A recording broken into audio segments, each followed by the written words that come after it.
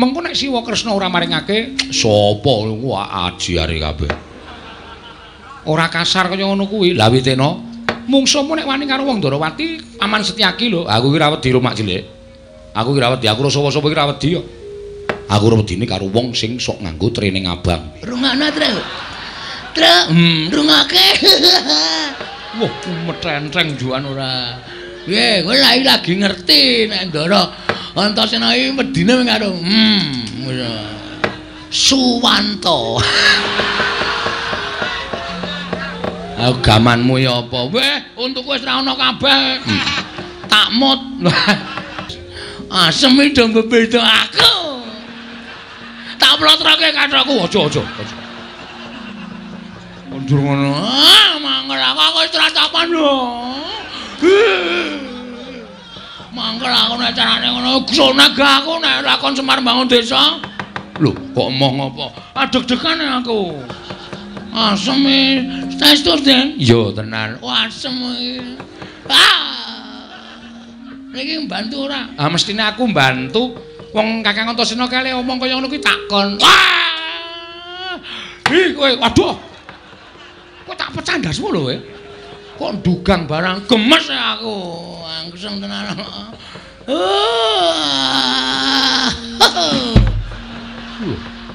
Kok jengkelit barang ora. Saking senengku. Enggak gak metu njaba enggak. Sampeyan metu njaba metu ndero. Ya ayo nek ngono metu njaba. Karo aku bulane do seneng metu njaba ora masalah.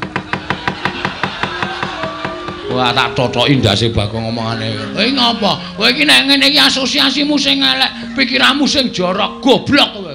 Ora iso mencerna kata-kata kowe. Oh, petok. Kowe jenes, aku sengit karo kowe kaya wong-wong kaya kowe pikirane elek kaya ngene.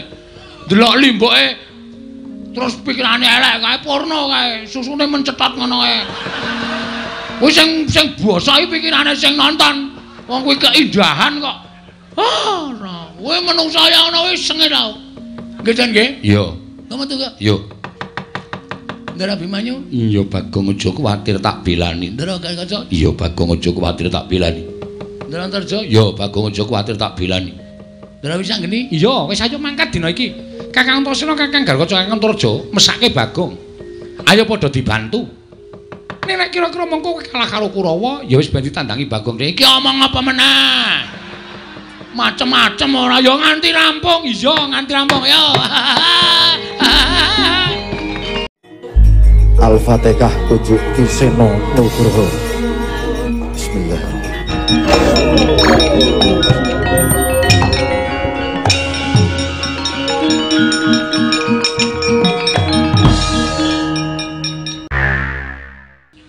Terus piye nek menurut kowe? Nek pancen ngono wis kompak aku ya saiki melu. Lah ngono. Nek ora kompak ki bakal ya dadine ora apik. Nek kompak nyawiji tunggalan ki apa wae wis to, Gong. Sing bagot, sing abot bakal dadi enteng, sing angel mesti bakal dadi gampang. Lho, ya ora? Sithik akeh disyukuri, aja malah. Oh iya. Ngono lho. Aja terus kowe entuk rezeki akeh terus ora mbrebel sithik-sithik. Oh, nek kaya ngono kuwi ora ndek kanca, ora ndek sedulur. Heeh ya, Tru. Ayo, wiwit saiki kudu kaya ngono. Siap. Wis saiki aku arep padha karo kanca-kancane. Ya, ngono kuwi. Ah, syukur nek wis ana siji sing diudari, angka loro bab budaya. Bab budaya kuwi ya kudu dijaga. Merga iki awake dhewe mapan ana ing tanah ingkang kebak budaya, ingkang wis dadi tinggalaning para nenek moyange awake dhewe mbiyen. Awake dhewe wajib nglestarekake. Ngono. Lah kok saiki padha diya-diniya. Gareng wingi wis gelem jadil kok saiki wis ora gelem. Aku ana sing ngandani nek jadilan ki musyrik kok ya, Pak. Ana sing ngandani nek jadilan kuwi nyembah setan. Sing kandha sapa? Hah? Sing kandha sapa? Ya ana pokoke ya ana. Pokoke budaya ya wayang barang kuwi ora apik, wayang kuwi ora becik. Dugangane cangkeme kuwi wong. Kowe iki ora kok nyembah wayang. Wayang ki dadi tuntunan, tontonan, tatanan lan tantangan. Kowe tak omongi ya, wong ndelok wayang ki nek tenan-tenan li ndelok mesti bakal entuk ngelmu sing apik, ngentuk ngelmu sing becik, entuk tuntunane falsafah Jawa. Ngono. Wong Jawa ki alus. Wong Jawa ki kebak sasmita, ora kok coblaka. Mula jroning wayang iki digelar kaya ngene iki padha didhawuhi ngonceki sasmitaning lakon sewengi mau apa, becike nggo nendi, alane nggo napa. Kuwi ayo padha dionceki iso nggo sangu jroning urip. Ngono. Lah kowe kok percaya karo wong kono-kono sing ora seneng karo budayane awake dhewe. Mongko kuwi wong Jawa kok nglarang adat budaya Jawa. Uteke wis kuwalik. Nggih. Nek kowe dadi wong Jawa, aja gelem kowe dadi wong liya. Ana tetembungan, kowe aja gelem dadi tamu nang omahmu dhewe, aja gelem dadi wong liya nang negaramu dhewe. Lincak blangkon surjan jarik kuwi tok upakara sing apik, aja diganti sandangan liyane. Wong nyatane kuwi ya sandangan apik, ya sandangan becik. Iket iki bakal ora le nyolong. Lah kok dadi disalahke iki luput nggo napa? Kowe kelingan ora? Wayang iki mbiyen dienggo nyebarke agama karo Njeng Sunan Kalijaga. Lah kok dadi ana sing muni kaya ngono kuwi? Nek kira-kira isih seger mangan pari tanah Jawa, isih wareg mangan wari tanah Jawa, isih seger ngombe banyu tanah Jawa, ayo do nguri-uri kabudayan Jawa. Ana tetembungan di mana kaki dipijak, diisi tu langit dijinjing. Tegese nek di papan kowe mapan ki ngreganono budaya kono. Aja kok malah tok singkang-singkang kowe ora ndek tangga, ora ndek kanca. Urip ki ora iso nek ora bebarengan, urip ki ora iso nek ora sesandingan. Sok nek mudhar arep mangkat ning kuburan dhewe apa kowe? Nggih, Pak. Kowe kudu duwe jati diri. Lah iki lho. Wong ki nek ora duwe jati diri, wekasan ora iso ngendhaleni diri, terus ming rubuh-rubuh gedang. Kancane gayeng ngalor kowe melu ngalor, kancane gegeran ngidul gayeng ngidul kowe melu ngidul. Mergo kowe ora duwe jati diri. Mula jati dirimu ki ketokno iki lho, jati diriku wong Jawa. Ya aku kudu tresna budaya Jawa, ya aku kudu seneng budaya Jawa. Wong kuwi budayaku, kuwi budayane leluhurku. Ngono. Kampleng ya itu. Sapa? Sapa? Gareng iki. Lho kok gareng iki? Gareng iki ming kurban kok. Gareng iki ora salah kok arep dikamplengi ora. Sengit aku. Mulane saiki kok sing teko latihan jatian kok kurang siji iki bol gareng iki lho. Kowe iki apik lho reng dadi celeng. Celeng matamu kuwi ora. Ora ana sing iso kaya kowe iso bijek-bijek mergo sikile pincang. Nan trampelmu joget mula aja. Kuwi iki ora apa-apa nek. Wis to. Ora apa wong kuwi iki mung budaya. Jroning atimu aja nganti kowe percaya karo kapercayane liya kejaba mung percaya marang panguwasaning Gusti Akarya jagat ngono. Sing kandha sapa kuwi? Ya ana kuwi sing nyebutke kuwi engko nek kowe nglakoni kaya ngene iki dosa. Kowe nek nglakoni kaya ngene iki dosa. Lah iki lho, Pak. Aku ora seneng karo wong sing sithik-sithik ngarani dosa. Sithik-sithik ngarani dosa iki apa dhek iki ponakane sing gawe urip apa? Sing nemtokke dosa iki mung Gusti. Ngono lho, reng waton kowe ora nyembah jarane, kowe ora nyembah karo demite, kuwi ora apa-apa, kuwi budaya. Ya, Tru? Ngono lho, bener. Bagong ki arep wong kucluk ngene malah pikirane cerdas ngono lho. Ayo to, ora sandadak piye-piye. Oh iya sesuk tak menyang truk. Wis kowe iki ndek jati diri. Iki budayamu kok arep ugreh-ugreh. Lah, nek wis kowe eling saiki aku tak omong. Nggih, Pak. Aku ki rak kepengin bangun desa. Bangun meneh. Sengit ta anggere titik-titik bangun, bongan bangun. Kaya materiale iki cukup. Sik to, Gong, kose. Kose. Aja nesana susih. Kuwi kok njur titik bangun, titik bangun. Ah, jan wis ngatimu iki karepe piye to ya? Ayo ngene iki iso pecah ndase suwe-suwe. Ha iya. Nek ya ngene lho, Gong, malah justru kuwi dadi pamecut tumraping kowe. Kudu selalu berkreativitas, selalu berkreasi. Ngomong karo iso wae kene iki. Wis ndase kesel. Ayo kudu dilakoni. Wis kesel bayare ora full. Mula sing jeneng budaya iki ora kok mligi menggo golek dhuwit. Heeh. Ning nggo srawung karo nggo ngibadah. Darmaning wong seni iki ngene iki, Tru. Oh. Dharma iki tegese kewajiban nglakoni urip bebantu marang sak padha-padha. Lah, aku isane nyumbang ya mung nyumbang kaya ngene iki. Heeh. Nyumbang lumantar seni, nyumbang lumantar budaya. Iya, ya bener ngono, Gong. Heeh, ora apa-apa, ora masalah. Terus piye, Pak? Kersane? Aku pengen bangun desa. Piye? Areng Kowe dicor ye. Kowe siki. Bangunku kuwi ya ming sarana bangun lahir lan batin. Tegese bangun lahir kuwi wewujudan ingkang kasat mripat, bangun batin kuwi bangun bebarengan ayuta. Saiki rasa pangrasa ati pikiran ditunggalake. Awake dhewe iki wong sak desa. Yen wong sak desa manunggal tetunggalan dadi apik, wis to, percaya. Desa tanggane sesuk mesti meri. Nek desa siji dadi desa loro dadi kebak karukunan. Desa loro dadi desa selu, dadi sak kecamatan, dadi sak kabupaten, munggahe dadi sak negara rukun apa ora kepenak uripe awake dhewe. Bener Pak menika. Ling terus kersane Bapak pripun? Niki anak-anak mung kari nderek, anak-anak mung kari manut kersanipun Bapak Semar. Nggih. Kersane Bapak pripun kula kantun nderek. Nggih. Kersane Bapak pripun kula kantun nderek. Aku ana syarat-syarat sing kudu dilakoni. Syaratipun menapa, Pak? Syaratipun menapa? Syarate apa, Pak? Apa anak-anak kon urunan semen loro-loro? Semen loro-loro nggo ngapa ora? Ayo mbantu Bapak, kowe wedi reng. Sak rit. Kowe. Sing setengah rit ditibake ning Karangkadembel, setengah rit kaya omahmu. Nggo ngapa? Guru ki kowe. Ya karaku kok sia-sia ki ngapa tegang ora? Aku iri karo kowe.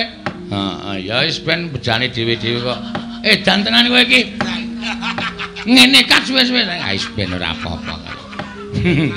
Ha iya. Asem ana gareng iki. Wah, remuk awake karemu. Ya wis ben wong iki senengane ngopo to. Aku tak ngandhake syarat-syarate marang anak-anakku kabeh. Nek kira-kira aku ngandhake syarate kowe iso mujuti apa ora? Kersane siji. Aku kepengin Karangkadembel kene iki ora ketamung sedhela ketunggon kembang cangkok Wijaya Mulya. Waduh, Sinuwun Ndarawati sing kagungan. Iya. Anakku telu sing saguh rana sapa? Waduh, aku nek tekan ngadu-adu ki awakku dadaku sesek Pak. Petro piye Petro? Sikilku ki lagi wae mari asam urat. Aku nek tekan kono ya ora tekan, Pak. Bagong apa? Aku ki meh gejala bisu ya, Pak. Gejala bisu kok iso omong iki, gejala bisu ki penyakit piye aku tak takon karo kowe. Rumangsaku kok ora omongane kok sarwa. Siji Sekar Wijaya Kesuma. Loro ya kuwi Pustaka Jamus Myang Jimat Kelima Sada. Nggih. Angka 3 ya kuwi pusaka kang loro cacahe. Nenggala karo Alugara. 3 pusaka utawa 4 cacahe kuwi gawanen supaya prapta ning Karangkadembel, lenggah sawetara ning Karangkadembel. Nek 3 kuwi iso rawuh ning Karangkadembel, pambangunan desa iki bakal rancak Nalagareng. Ngecemaken astanira kalih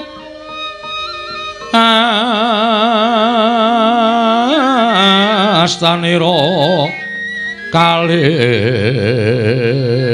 pisan yen ngandika magawe pranta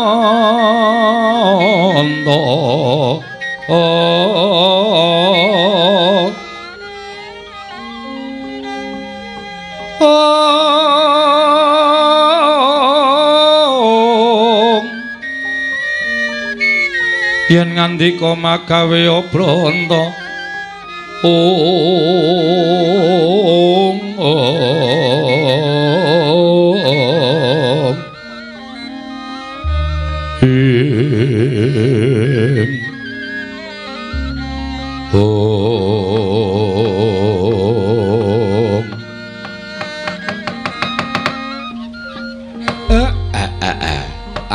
lah kok ting gruduk tak kira kawula Karangkadembel tole ndara ndaramu lancur-lancur Pandhawa padha rawuh tekan kene Nalagareng. Waduh, Ndara Wisanggeni, Ndara Antasena, Ndara Abimanyu, Ndara Karukaca, Ndara Antarjatra padha rawuh mrene. Wah, gong lho.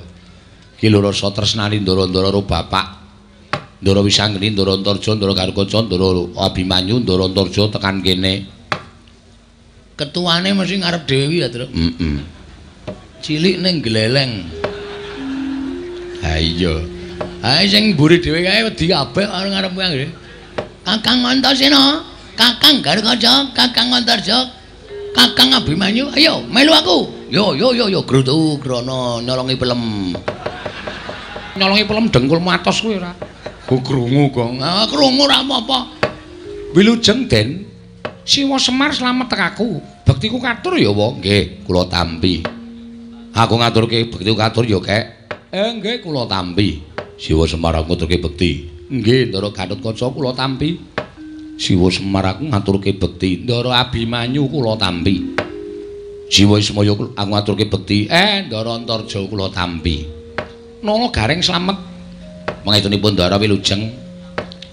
Slamet kele, tekle. Piye rek? Jane ora trima atiku aning bose. Ha iya. Wis ora apa-apa.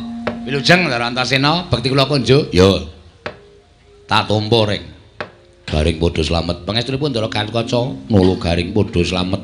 Pangestunipun Ndara Abimanyu Wilujeng, nula Garing padha slamet. Pangestunipun Wilujeng, bekti kula konjuk. Ya tak tampa. Ndara-ndara kula idem. Lho. Kok ming idem kakean cangkem terus. Eman-eman sing nggo nyambut gawe terus e. Hawe iki rumantamu swara kok dieman-eman. Ndara Wisanggeni, Ndara Antarja, Ndara Gatotkaca, Ndara Antasena, Ndara Abimanyu. Bekti kula kanca nggih, Den. Nggih, kula tampa. Wis. Ngawur ora. Pripun enten napa? Napa diutus Kang Rama? Napa enten wigati? Siwa Semar?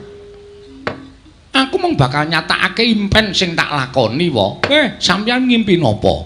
Lho, sampeyan ngimpi napa, Ndra? Sampeyan ngimpi napa, Ndra? Dek kapan Den ngimpi?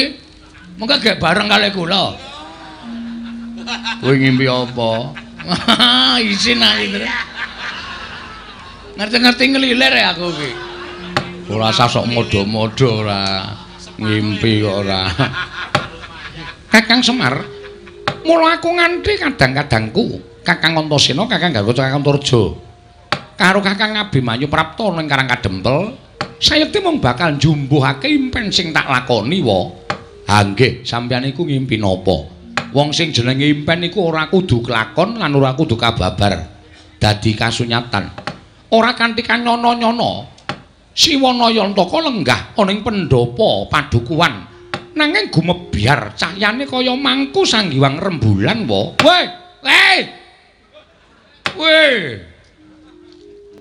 Piye kowe?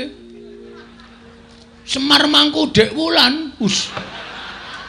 Bagong nek ora krungu kupinge digebek sik kono. Ha piye maksude? Mangku sanggiwang rembulan. Wah, krunguku kok mangku Dek Wulan. Yang kowe. Wah. Langsung pemburu aku. Ha iya yang rembulan kok Dek Wulan ora. Mongko bareng tak caketi para putra kena dayaning sanggiwang rembulan wekasan salirane Kakang Antasena, Kakang Gargaja, Kakang Antarja, Kakang Abimanyu melu mawa cahya. Siwa, iki werdine apa?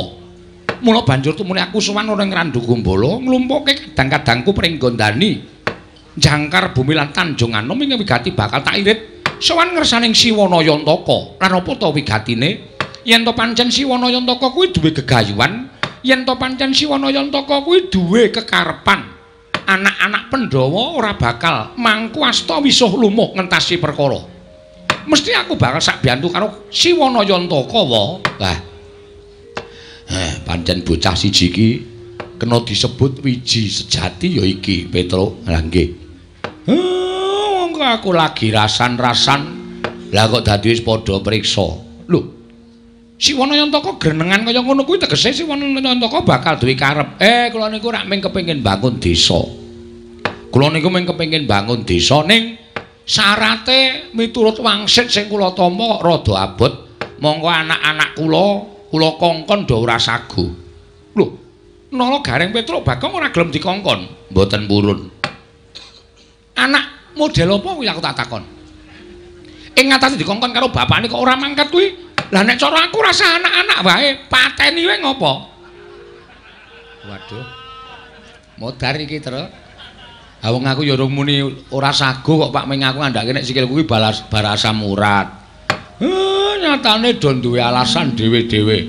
Bapak arep ngongkon aku nanti, Pak. Sendika dawuh, Pak. Lho. Meng aku sing sendika, to, Pak? Ora. Oh, asem e. Ora kompak Semar karo aku kok plotroke kathoke. Aja, Gong. Ora kompak karo bapak arep diplotroke kathoke. Taboki bokonge mangkel aku. Ceplek-ceplek ngono kae. Kurang ajar. Mula yen pancen syarate kuwi aku entuk dikeparengake ngerti, mengko aja anak-anakmu nyeng budal golek syarat, aku nyeng golek syarate supaya kaleksanan pambangunaning desa Siwanayantaka. Lha niku ya gumun. Lah nek syarate kok dadak siji Sekar Wijaya Kesuma, loro Pustaka James Klimasada, telu Pusaka Mandura, loro cacahe Kyai Nenggala, Kyai Arugara. Kakang Antasena, piye? Piye Kakang? Adidum, rasa kuwatir. Aku karo kowe ning Ndarawati. Mengko nek Siwa Kresna ora maringake, sapa wah ajiare kabeh. Ora kasar kaya ngono kuwi. Lah Witena, mungsuhmu nek wani karo wong Ndarawati, Paman Setyaki lho. Aku ki ra wedi rumak cilik. Aku ki ra wedi, aku ora sapa-sapa ki ra wedi yo. Aku ora wedine karo wong sing sok nganggo training abang. Rungokno, Tru. Tru, rungake. Wah, metentreng juan ora. Piye, kowe lagi ngerti nek Ndara Antasena iki medine karo Suwanto. Gamanmu ya apa? Weh, untukku wis ra ono kabeh. Takmut. Mesti risi. Heeh. Kuwi mengko didum. Lah terus sing ning Ngamarta kuwi dipasrahke karo anak-anak sing ditresnani karo para pemuda Pandhawa. Sapa? Kakang karo Abimanyu. Oh, Kakang Garga karo Kakang Abimanyu. Heeh, iki rak anak emas. Nganggere sowan negara Ngamarta. Ngono. Pandhawa lilih kabeh. Weh, lah cocok. Lah terus sing ning Mandura, Kakang Antarja. Ora ana kancane. Ben dikancani Bagong. Kula mboten iso niku. Lah ngopo? Ning awake rada meriang e. Gong, ming ning Mandura kok. Wah, Mandura iki gawat e. Baladewa e, Tru. Nek nganti kok sowan mrono ajeng nyuwun ngambil Nenggala kali Alugara. Kepiye? Matane ra mlek. Nenggala disile dugang cangkemmu. Modar ora kowe. Kowe wae kono sing melu. Aku lho sik asikilku asam urat kok. Gareng wae. Lho iki tangane tikle miprate kira sikile becik kon tekan Mandraya nalarmu piye to? Nganu mawon kula usul Ndara Antarja piyambak mawon. Nggih Den, kendel lho nika. Tenan luwane ndi dhewe wani nggih Den nggih. Ya saura-urane ana kanca, mongko kanca sing tak cocoki ming kowe Bagong. Waduh. Wis ngrekos iki wis. Ngerti aku ora melu wayangan acarane ngene iki. Ya ora melu wayangan ya ditakokke wong kowe iki termasuk favorit e. Hah? Termasuk favorit. Nggo ngilangi lumut. Kae kaporit. Favorit ngono lho. Ah iya. Wis rasa disilaki kudu saguh. Lah nek ngoten kula mung kari manut mawon, Ndara. Ing rikat lampahing rata tanpa ndara. Prapteng sukuning argeram kang tumingal.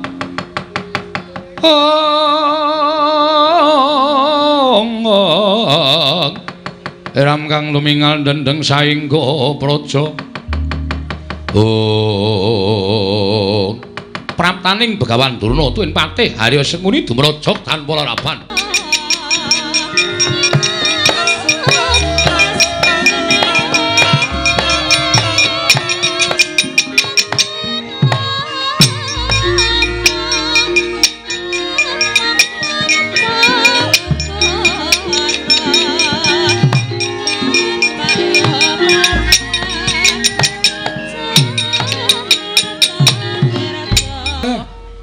Gawe kaget. Lah kok karang kadempel dayoe ndlidir kaya ngene. Nala Gareng dalem, Pak. Sawise putra-putra Pandhawa iki kok kasepuhan sing rawuh. Lho, sapa iki? Sapa ya, Truk? Aku ora ketutupan bokonge Semar. Begawan Durna. Kasepuhan, Gong, kasepuhan. Mayit. Lho. Mayit dengkulmu. Begawan Durna. Patih Sengkuni mau ketoke melu mlebu bareng weruh. Anak-anak Pandhawa komplit nang kene kok njur nglesot metu meneh. Sajake gila sajake. Sajake ayo. Wong ki nang ngres tumindak eleke mesti weruh kanan ki mesti wedi sik kok, Tru. Wis ben dibagekke karo bapak. Bagekno Pak rawuhe Begawan Durna. Nek ana apa-apa iki mumpung ana putra-putra Pandhawa mesti ora bakal wani tumindak piye-piye. Penemban wilujeng. Gandhok bleguduk sualu gembol Sumarante.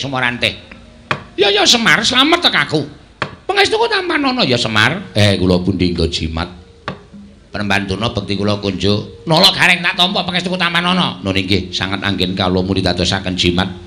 Bekti kula penemban. Oh iya Petruk tak tampa. Pangestuku Tampanono ya Petruk. Nggih, wilujeng. Bekti kula penemban. Oh iya Bagong.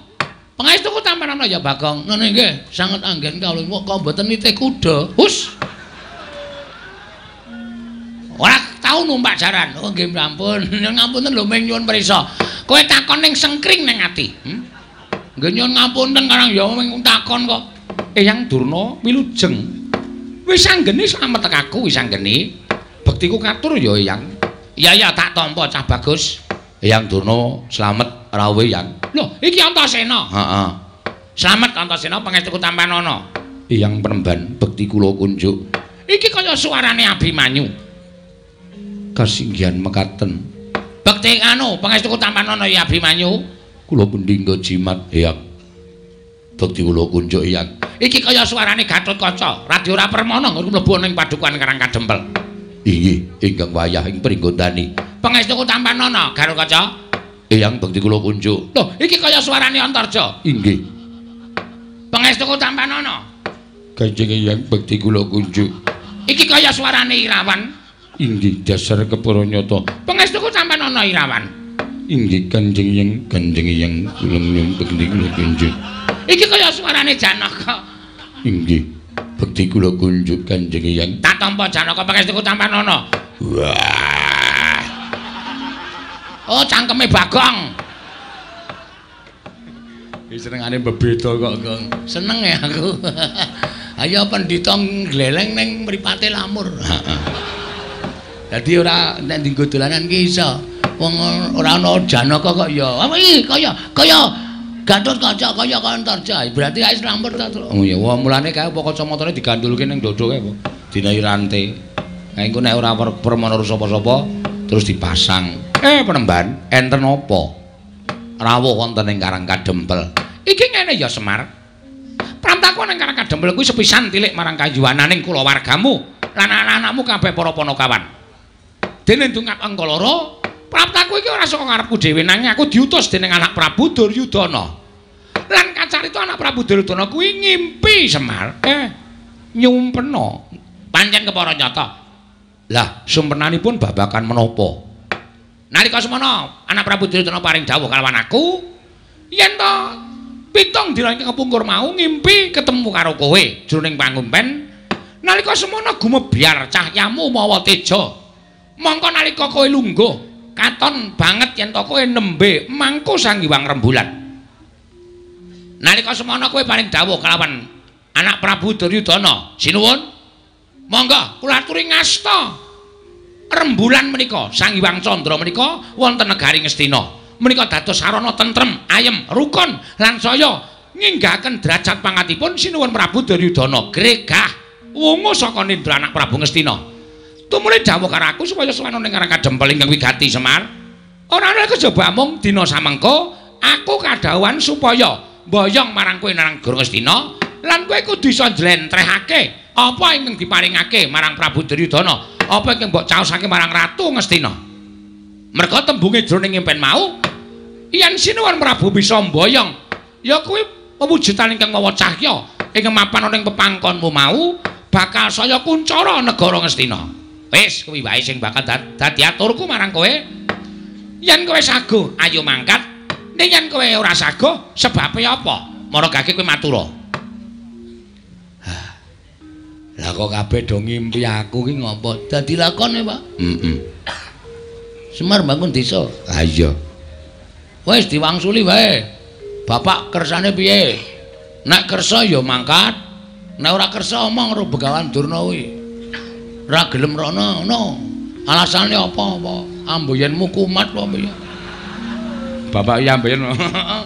Nek lungguh dadak masangi krikil. Dipas-paske. Gak omong, Pak.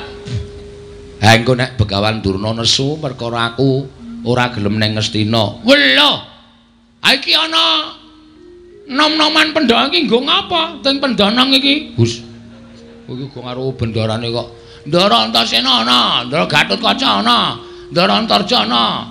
Namung kon Jata Sidurna sago nggih, Den?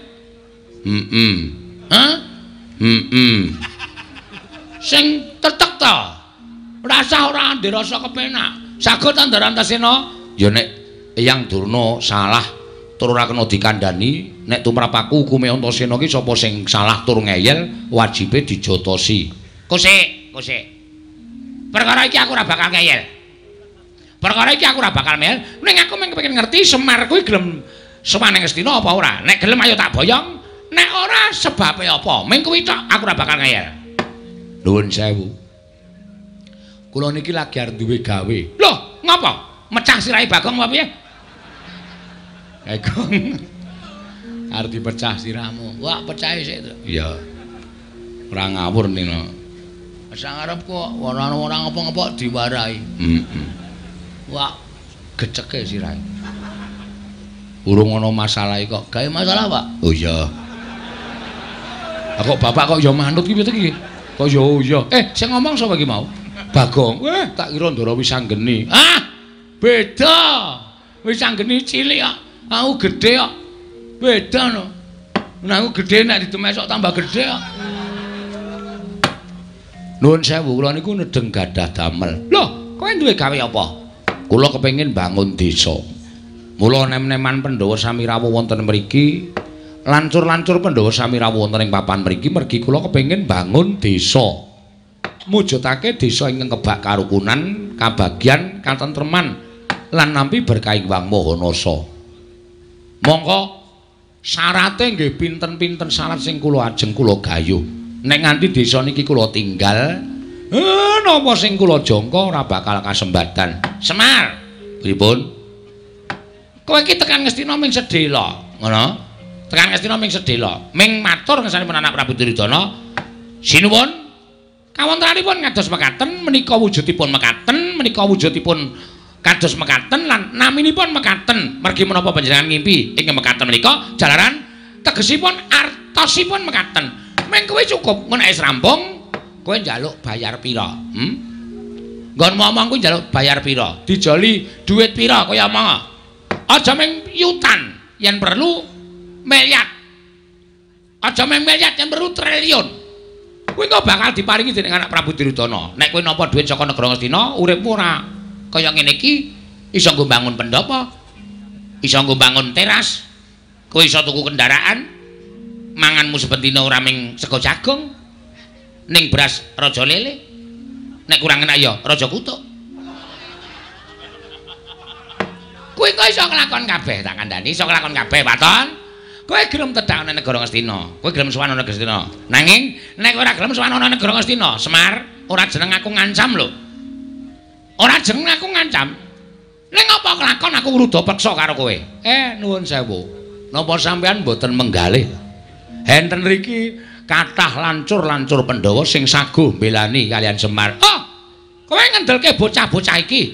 Kowe ngendelke nom-noman iki. Kowe ora melek apa Semar? Iki meng putu-putuku, iki meng putu-putuku. Selagine bapak-bapakne wae do wedi karo aku, do gila karo Begawan Durna. Lah kok aku meng tok gegiro karo putu-putuku dhewe, karo anak-anak Pandhawa. Apa mbak nek aku wis ana anak Pandhawa iki aku wedi karo kowe? Oh, aku ora bakal gila karo kowe Semar. Nek kowe ora gelem, kowe tak rudha paripeksa Nayantaka.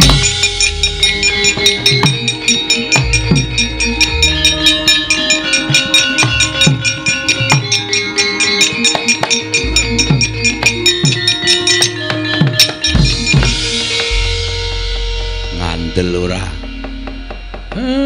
Bocah iki arep ngopo iki? Hei. Arep metenteng ya, Pak. Ayo metenteng tunguk ngisor, tunguk dhuwur metenteng keleke pasrai. Wis tak semprot. Ndandurna? Lho, iki Bakong. Heeh. Arep ngapa kowe? Sampeyan wau ngendika pripun? Hah? Semar nek tekan negara Ngastina ajeng mangkai pinten miliar? Pinten triliun? Sampeyan tahu wae Semar niku mata duwiten. Sampeyan tahu ngerti lho, Semar niku teng pundi-pundi njaluk bayar? Mboten. Semar niku ndongani sajan wae dikai dit ra gelem. Semar niku mimpin genduran wae disangoni ora gelem. Apike Semar teng mriki niki lho. Nang perkara negeske impen tok Semar terus njaluk duit miliar, duit triliun. Niku anggepe bapak kula niku mata duwiten apa piye? Heeh. Nang bapak kula niku duweni penemu, duweni jati diri ora gelem rawuh teng negara Ngastina. Niku sebabe bapak niku duwe gegayuhan. Inggih menika mbangun desa. Monggo syarate angel, syarate kudu digayo. Nek bapak ninggalke desane teng negara Ngastina tegese bapak niku mementingkan diri sendiri tapi tidak mau tahu tentang keadaan orang banyak. Wah. Edian Bagong kata-katane apik. Meneng sik Antasena. Wah. Wak totok ndasmu lho kowe. Weh, lali aku tak kira kowe bolone Durna. Ana mburine Durna e. Nuwun ngapunten niki lagi serius sampun dikisro omongan kula. Halo? Terus sampean kok dadi nek pancen kowe ora gelem tak boyo marang negara Ngastina, kowe tak ruda paripeksa. Bapak ngendika, napa sampean mboten wedi niki enten lancur-lancur Pandhawa. Anak-anak Pandhawa. Selagine bapakne anak-anak Pandhawa wedi karo aku, apa meneh bayi-bayi, putu-putuku, anak-anak Pandhawa. Aku ora wedi. Nuwun sewu lho, mulutmu harimaumu. Kowe nek omong nganggo dipikir, ngoten. Nek ngendika nganggo dipikir aja waton ngendika sak penake dhewe. Nek sampean ngendika sak penake dhewe, ngrekoso urip sampean teng Karangkadempel. Terus kowe arep ngapa? Kula mewakili bapak mboten ajeng tindak teng negara Ngastina. Lho, piye? Tegese kowe wani karo Begawan Durna. Lho, piye ta cah iki? Posisi ngene iki mboten ateges kula wedi. Kula wani sekecap padha sakecap karo sampeyan niku merga kula wani penembar. Ora kok kula perkara wedi. Kowe wani mergane kene ana anak-anak Pandhawa. Lho, mbok kandha bali. Ijen padha ijen karo sampeyan. Nganti sampeyan iso menang karo aku. Meguru karo wis 20 taun. Gong. Kuwi rapisan-rapindo mesti gawe masalah kaya ngono. Gong. Wah, apa itu? Mbok wis mundur kuwi perkarane bapak kok. Santai wae to. Kowe goblok kok goblok piye? Ha iki nek ora digawe masalah terus piye mengko bar limbukan bubar. Nganggo utek ngomong ora. Kene iki ya karo mikir padake. Terus kok bar limbukan kilang-kilang arep ngopo iki? Wah, antene dijaluk nes dite. Ha iya. Iku mula digawe masalah Durna ora wani tak gawe supaya wani. Ben mengko ana terusane. Konjur padake ora ganggong-ganggong. Lha nek ngono kowe wani karo Begawan Durna, sing tak wedeni apamu? Bagong, gandeng aku tak bengok wis ceng-celengan. Mulai iki ayo padha didadekake. Ayo metu Jawa, ora bakal wedi ae. Ayo. Wah.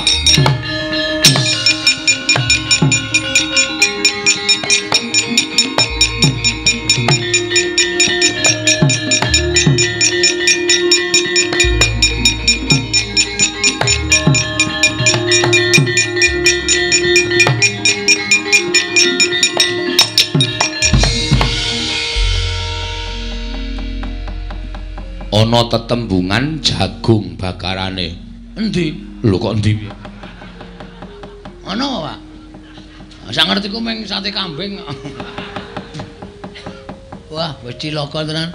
Kok cilaka piye? Durna wani, Ayo tandangi. Kowe wis wani nantang Begawan Durna kuwi ana tembungan jagung bakarane tanggung perkarane. Saya tak takon karo Ndara Wisanggeni. Kowe arep takon apa, Bagong? Sampeyan mau rawuh mriki nak pun sendika mbelani bapak to? Mbantu karo bapakmu ora mbelani. Ha saiki nek pancen bantu niku sampean kudu sago ngundurke Kurawa. Kusik. Aku mbantu le mbangun lho, ora ana mbantu perkara liyane. Diar kowe ra. Nek Siwa Semar bangun desa aku mbantu. Nek perkara liyane kon ngundurke Kurawa kuwi aku ora ana perkara pepundhenku Kurawa. Ya ora masalah wong aku ya ora tau weruh kowe perang kok. Kowe kisane mung modal lambe. Ya majuran kaya inspektur rasane. Darantasena apa, Gong? Sampeyan bantu kali Semar to? Bantu mesti. Nek bantu mbok tulung Kurawa diundurke. Aku yo ming bantu ling bangun desa ora perkara kok tekan kene ora niat gelut. Aku usirku ndelok jagat iki supaya tentrem, ayem ora ana regejegan. Terus fungsine kula nantang Durna niku mau. Lho, sing nantang sapa? Kula. Kok sing temandang aku. Nek wani nantang wani nandangi. Ya, ora masalah. Oke. Kita wis do pidak jempol iki kita. Ndara Gatot Kaca. Nggih. Saman nate kemutan mboten? Perkara apa? Biyen jaman sampean dijedi teng Kawah Candra Dimuka. Iya. Niku asline sing ngetutke meng kula. Petruk ora wani tekan kawah, Gareng ora wani tekan kawah. Napa meneh Semar? Semar nek kena panas leleh. Sing tekan pinggiring kawah ngenteni Ndara Gatot Kaca jedul saka kawah niku meng kula. Apa mbiyen aku akon? Nggih mboten. Ora kewajibanmu to? Nggih. Terus kula tak takon, kewajiban sampean napa? Aku dadi satriyaning praja. Satriyaning praja kewajibane ngayomi para kawula negara Ngamarta. Karang Kadempel niku ke bawah keperintah negari pundi? Ngamarta. Karang Kadempel ajeng diserang para Kurawa. Sampeyan pripun sebagai satriya? Mestine aku ngayomi. Mestine kudu ngoten. Ya. Kurawa kudu mundur tekan negara Ngastina. Ya. Dadi kewajibane sapa? Sing ning Karang Kadempel sapa? Kula kali Bapak kali Petruk kali Gareng. Terus nek kowe masrahke perkara kabeh marang Garukaca, apa rampung perkara negara? Aku ngrampungi perkara negara Ngamarta durung rampung-rampung babahi perkara Karang Kadempel. Sing gedhe pangapuramu rampung ana dhewe. Duar. Dongaku kabul. Kowe ndonga apa ya, Truk? Asem e. Ndara Antarja? Nggih. Sampeyan nggih mboten purun nabi kula. Ora terus terang bae ora. Wah, iki kok bloko banget to iki. Iya, Bagong, awakku kesel tenan, Bagong. Nggih, Bapak. Ndara Abimanyu sayangku cintaku. Ndara Abimanyu. Apa, Bagong? Sampeyan tresno kali kula to? Tresno. Mbok kula dibantu. Bantu apa? Sak gedhagan iki aku mung iso bantu 150, Bag. Ya tekan dhuwit to iki. Kula niku nantang para sata Kurawa. Sing gedhe pangapuramu, Bagong, aku ora iso piye-piye. Kadang-kadang kudu ora mbelani, nek aku mbelani mesti aku dijothak, ora dijak dolan, ora dijak lunga. Oke. Iya. Dhewe kaya ngono ya. Bengi iki ora ana sing mbantu karo Bagong. Pak. Gandeng aku wis kadung nantang Durna. Isen aku mundur, Pak. Terus aku njaluk pamit ya, Pak. Arep ndi?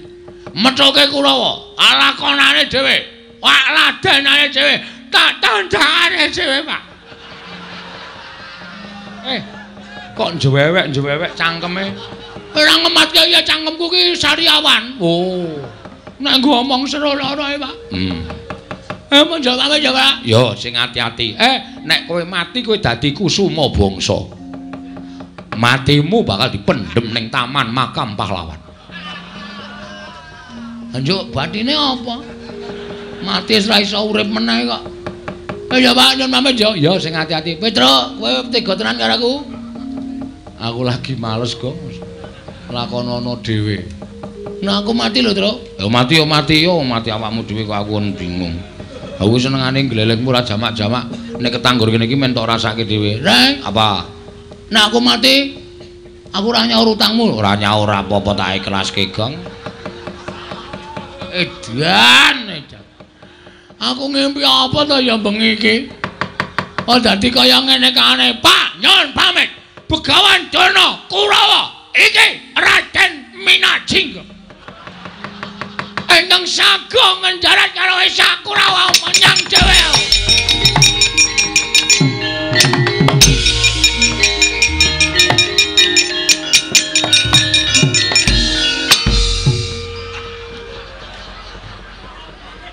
Kok tekan kene? Aku liwat mburi omah ya, Pak. Aku bareng tekan ngarepan kok rasane tratapan keweden. Terus menggok liwat mburi omah. Mulane pitike do bubar kabeh. Lagi do angrem. Kok marahi bubarke pitik. Truk, mbok ora ngene to, Truk. Aku bantunen. Gong, ngapa kowe ngejak omong aku? Ora sayang karo aku abdimu ora tok belani kowe. Rasa kuwatir, sing maju aku. Tenane. Tenan. Asli? Asli. Meng dhewe. Karo Kakang Garukaca, ya Kang? Iya. Karo Kakang Antarja, ya Kang? Oh, Dimas. Karo Abimanyu. Ya nyu ya. Inggih, Kakang Mas. Asem do bebeda aku. Tak plotroke kathokku, aja. Mundur ngono. Mangkel aku wis tratapan lho. Mangkel aku nek carane ngono sonag aku nek lakon Semar Bangun Desa. Lho, kok omong apa? Adeg-degane aku. Asem testo Den. Yo tenan. Wah, asem iki. Iki mbantu ora? Ah mestine aku mbantu. Wong Kakang Antasena kale omong kaya ngono kuwi takon. Wah! Ih kowe, waduh. Kok tak pecah ndasmu lho kowe. Kok ndugang barang gemes aku. Angseng tenan.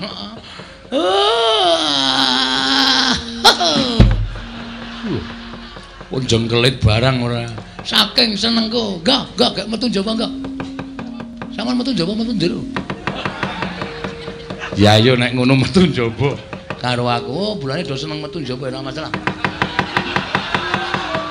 Wah tak totoki ndase Bagong omongane. Kowe ngapa? Kowe iki nek ngene iki asosiasimu sing elek, pikiranmu sing jorok, goblok kowe. Ora iso mencerna kata-kata kowe. Oh, petok. Kowe jenes, aku sengit karo kowe kok koyo wong-wong kaya kowe pikirane elek kaya ngene. Delok limboke terus pikirane elek kae porno kae, susune mencetot ngono kae. Kowe sing basa iki pikirane sing nonton. Wong kuwi keindahan kok. Ora, kowe menungsa ya ana wis sengit tau. Nggih, Den nggih? Iya. Kamu tuh kok? Iya. Ndara Abimanyu? Iya, Bagong aja kuwatir tak belani. Ndara Garukaca? Iya, Bagong aja kuwatir tak belani. Ndara Antarja? Iya, Bagong aja kuwatir tak belani. Ndara Wisanggeni? Iya, wis ayo mangkat dina iki. Kakang Antasena, Kakang Garukaca, Kakang Antarja mesake Bagong. Ayo padha dibantu. Nek kira-kira mengko kowe kalah karo Kurawa, ya wis ben ditandangi Bagong. Iki omong apa meneh? Macem-macem ora ya nganti rampung. Iya, nganti rampung ya. Ndara wis do metu kok kowe tengok nang kene. Aku sing ndek kewajiban e, Reng. Kewajiban apa? Iki kewajiban mikir engko bar perang adegane apa. Oh iya. Ya wis nek ngono ya dipikir sik. Heeh. Aku engko tak ora metu sik ya. Ya men perang sik. Heeh. Ya Pak ya tak tetke ya Pak. Nang ndi? Manut. Nang sarean mau nang ndi? Kowe. Kok tak pecah sirahmu lho kowe. Kowe iki senengane nang yo. Masuk ke dalam simbok wis olah-olah. Iya.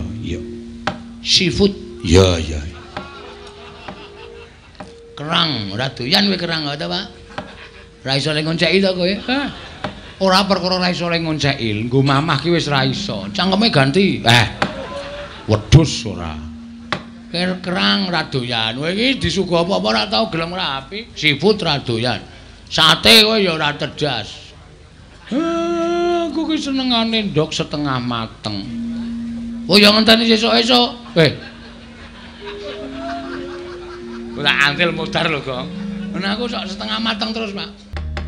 Mandekata lawan Bindi Paksor tambur miang suling pepandhen dalutek.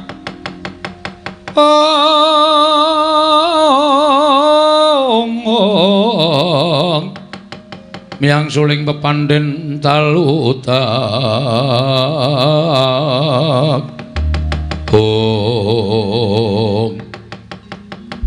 Dek Pate, pripun Kakang Dono? Oh, lah kok dadi sampeyan nyelingker. melu sowan wonten ing Karang Kadempel. Nggih, kula merga weruh anak-anak Pandhawa niku ati kula ora penak. Sarsir. Mula tumuli kula luwung medal saking Karang Kadempel. Pripun Kakang Durna entuk gawe napa mboten? Oh. Pancen Boyong Semar niku ora gampang. Nggih. Niki wau nganti kula gegeran karo Bagong. Oh, lah terus enten mriku Bagong nantang kali kula. Mula terus kula jak metu njaba ning pancen bocahe ora gelem metu njaba. Niki kula ngerti. Nek Bagong niku janjane mingetapake para anak-anak Pandhawa sing nalika semanten pun prapta wonten Karang Kadempel. Lah terus ampun nganti napa gegayuhan anak Prabu Duryudana menika gagar-wigar. Oh, ngaten. Lajeng diketapake para Sata Kurawa. Oh nggih, ngestakaken dawuh. Ken Boyong Semar sapa dadi palang kudu disingkirake dibate. Oh nggih, Dursasana. Lho. Oh wis kowe wis krungu ngendikaning Kakang Mrembanduna nggih, lajeng paringipun Kurawa diketapake ya le aja nganti ana ingkang cicir sapa ing palange karepe Kakang Durna Boyong nglawan Semar. Singkirna ya Dursasana. Wah, nggih ngestaken dawuh, Pak. Ayo ora ketang klungsu nek melu du padha budal. Iso ae kula dherekaken Kakang Mas Moha, Mas kula dherekaken.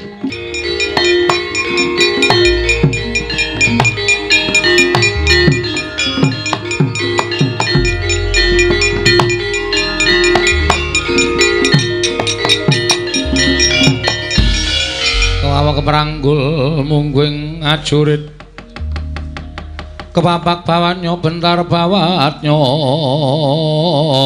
bentar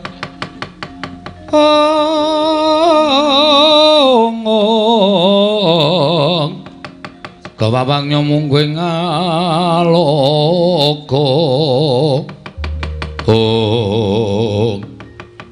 Antasena Pakde Surtayu iya lha kok dadi kowe ngaglah ning dalan monggo sing ngendikake Begawan Durna yen to Bagong ingkang wani nyentulani rembuking Bapa Penemban Sukalima. Bagong pasrah karo aku, Pakde. Perkara tentreming Karang Kadempel dipasrah karo anak-anak Pandhawa. Nek Pakde Kurawa arep mboyong karo ya kuwi kakekne Semar, aku sing ora ngeparangake lan aku sing ora ngiklasake. Merga kakekne Semar lagi duwe gegayuhan yo kuwi bakal mbangun desa Karang Kadempel. Mula saiki Pakde kundur. Lho, bali piye? Baliku kudu mboyong marang Semar Badranaya. Nek ngono Pakde arep nekat. Ora wira-wira antas malang-malang bakal tak putung. Ya, wis tak antepi pancen kudu dadi pasulayan. Ning nyun ngapura lho Pakde nek kira-kira anak-anak Pandhawa kurang ajar karo para pepunden Sata Kurawa. Ora san dadak duwe rasa ewuh, pekewuh. Ayo, gage.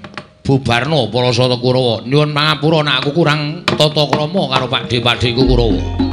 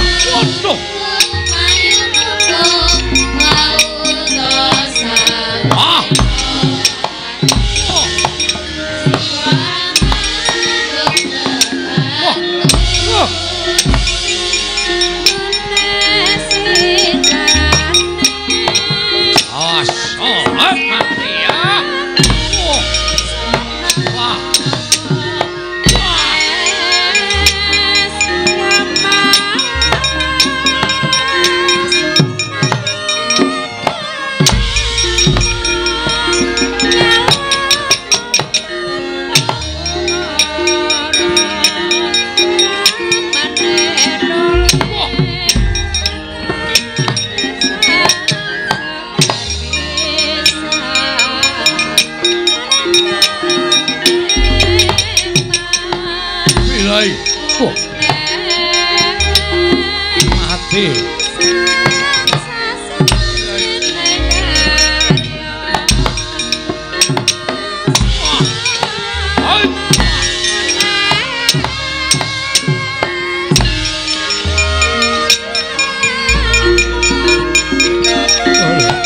Mati ya.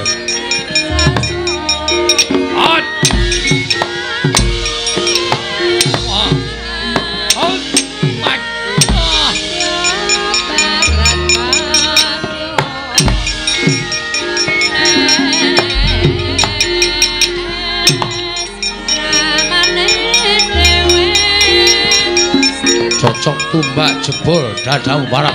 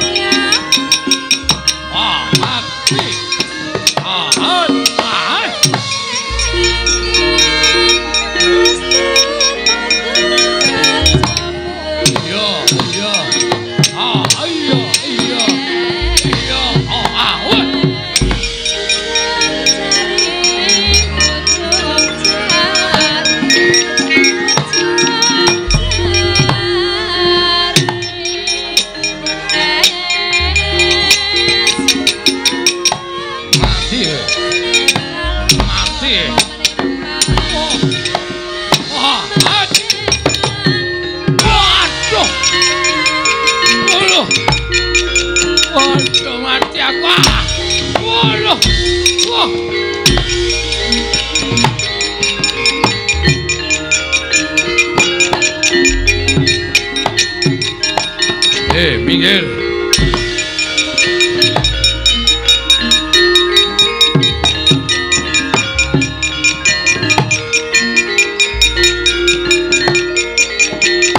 Wah, Gatotkaca dasar para nyata. Siwa Kartomarma mboten purun kundur kula ing badhe ngunduraken Kurawa. Wah, kelakon pecah dadamu. Monggo diwenjajal. Mati. Wah. Pecah dadamu. Wah.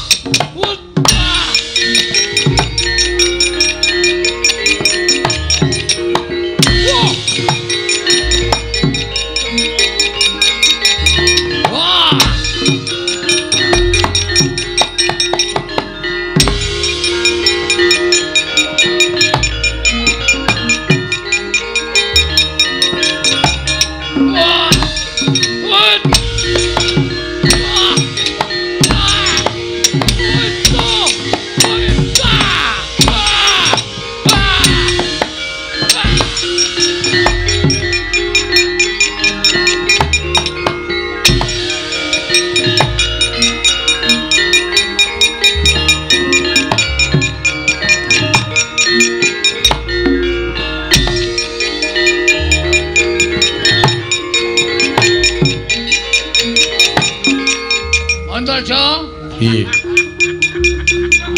Pak Di Durmagati.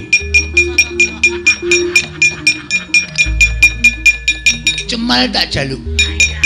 Ora bakal tak wenehake. Kelakon mati dening aku. Ayo. Ngejauh apa tak wujudi. Wah, lah pancen bocah. Kula kena dikandani kanthi becik-becik. Kelakon tiban tanganmu. Tiban tanganku ding di tanganmu. Melocot silam. Tibano mati ae. Modal ae. Wedan. Tanganku keju-keju ento, Jo. Modal ae. Wah. Aduh.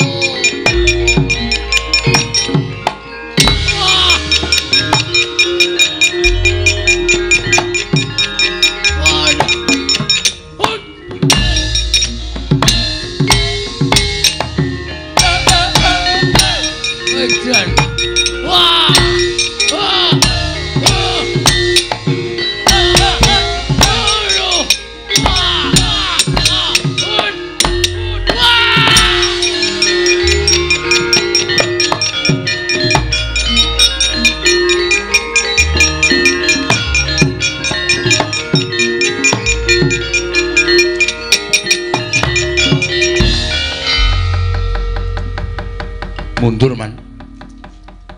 Para putra Pandhawa ingkang jagi dhateng Semar.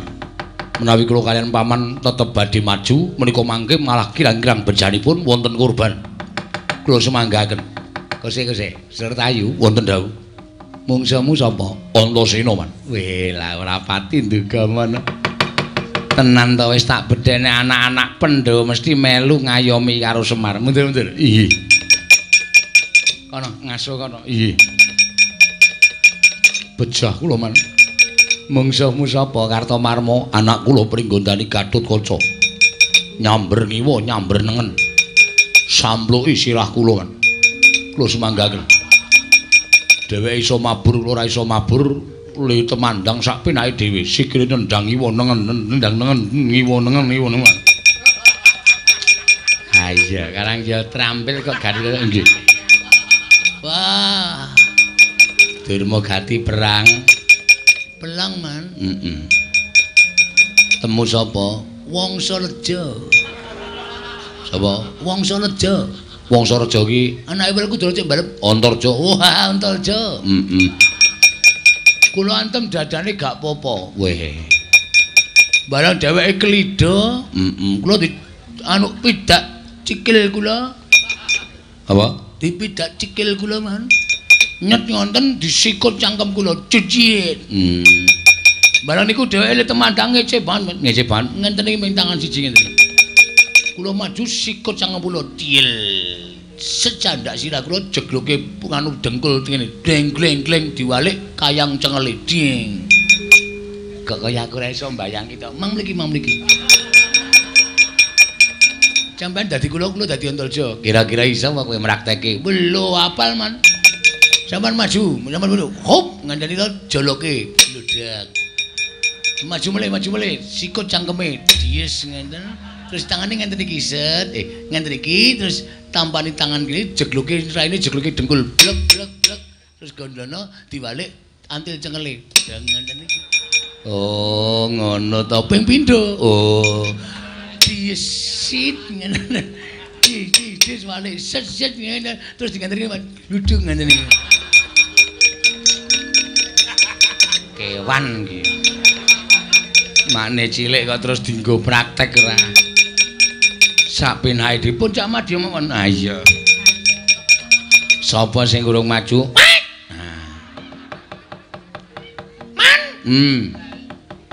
Kuku kula ajeng maju, Man. Ya, maju. Wani apa kowe? Wani. Mung suwe to, Man? Mung suwe akeh. Wedan. Sapa wae? Antarja, Antasena, Gatotkaca sing ketok Abimanyu ya ana. Karo Panakawan. Wah, lata. Gugu karepe dhewe. Arep mungsuh sapa? Kuku kula niku wong tuwa.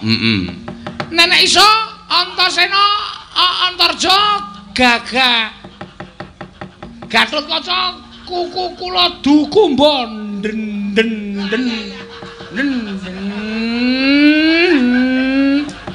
Kok malah montor to? Kula dukumba ndase. Anak Pandhawa pira-pira kula pateni kabeh. Maju kuku. Kula terus mingke kula tantangane Dewan. Ya maju.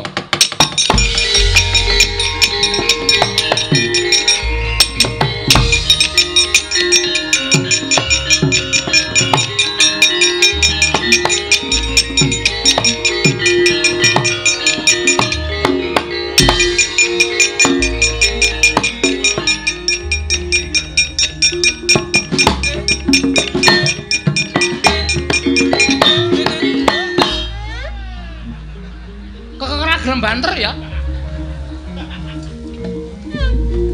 Utus.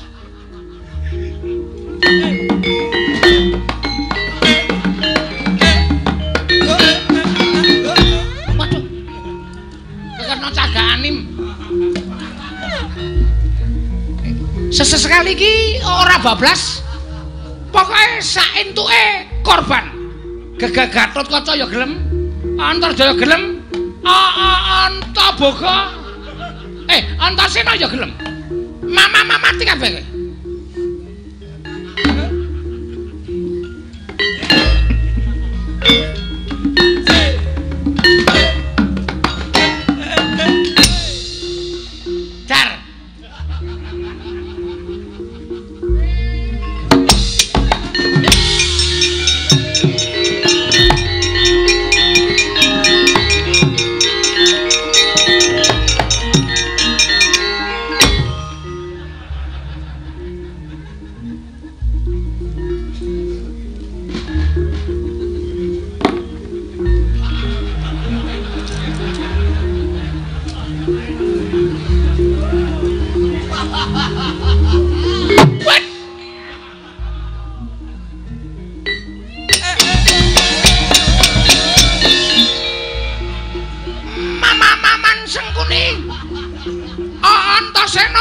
Dubur. Gugur.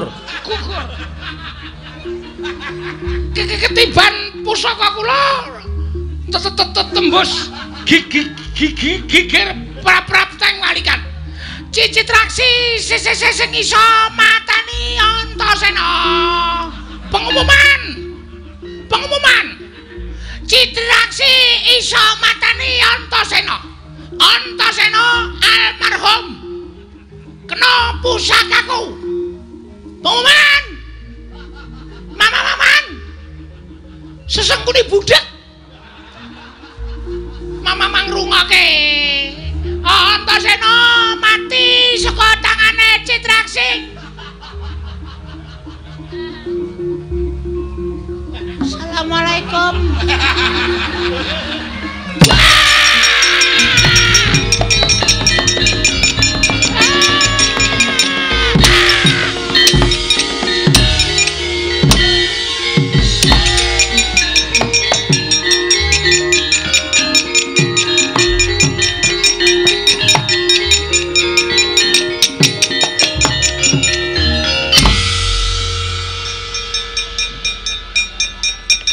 Modar. Ora sembodo karo ling gleleng. Cit. Cit. Piye mau bengak-bengok pengumuman apa ya, Cit? Aku kok ora patek nggatekke. Basikur. Waduh. Kok lambene ngemu getih kaya ngono? Meman. Sampean weruh. Sampean weruh. Kuku kula mateng. Maju. Heeh. Nggawa pusaka. Weh. Pusaka tinggalane putu kula. Piye to cah iki? Tinggalane mbahmu. Mbah kula. Heeh. Pusaka kula tumpake teng Gendewa. Pusaka kula mbet-mbet. Iya. Kula culke kebat kaya kilat. Keset kaya silet. Katet. Cul.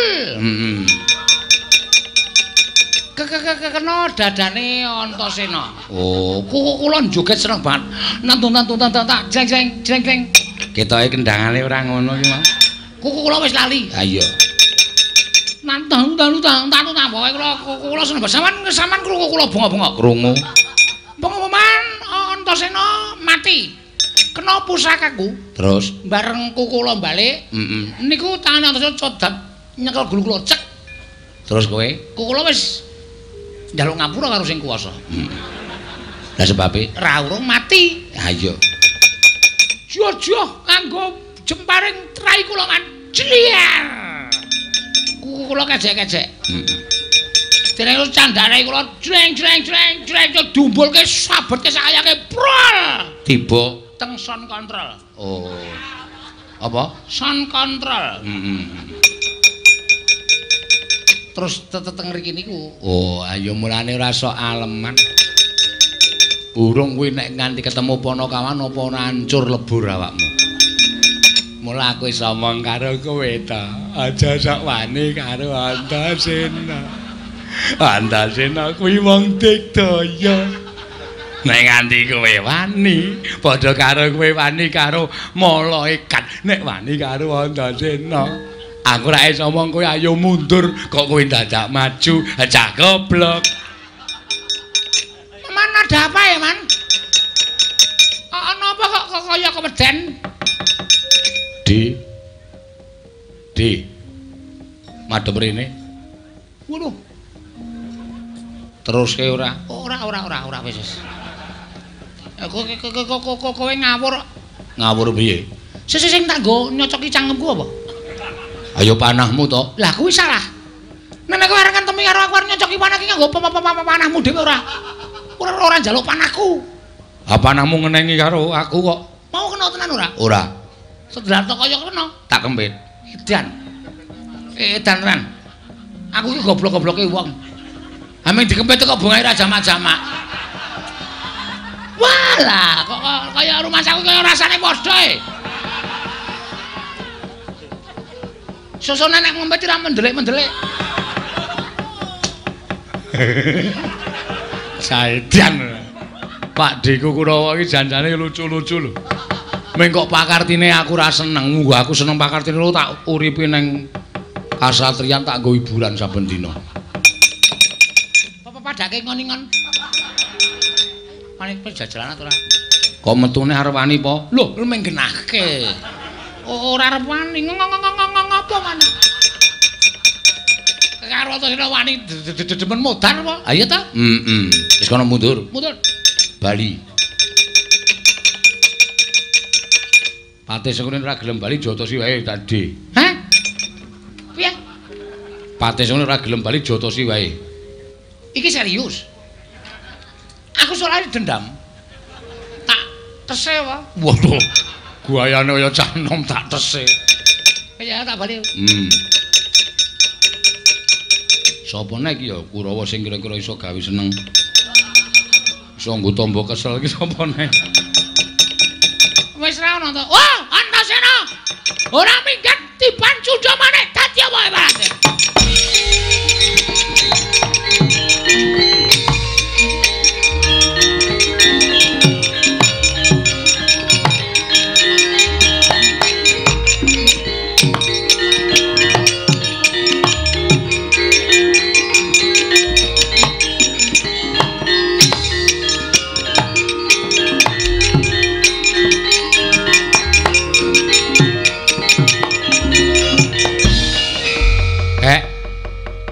Eyang Durna nggawa cundha manik ngamuk punggung Suratamtahane Rebaya Nirwikara tapasrahke marang Kakek Semar nek nganti anak-anak sing methuke ndak engko malah katriwandan kula aturi seminggah Ndara mang semingkir Durna kula balekke teng Saka Lima ndak dadi maksiat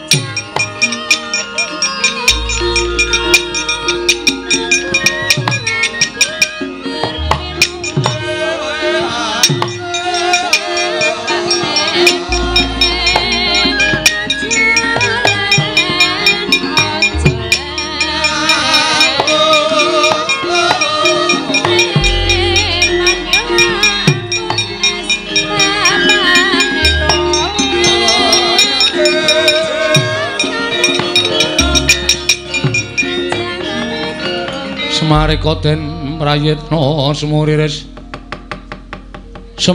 eka balik titi yoni gandayani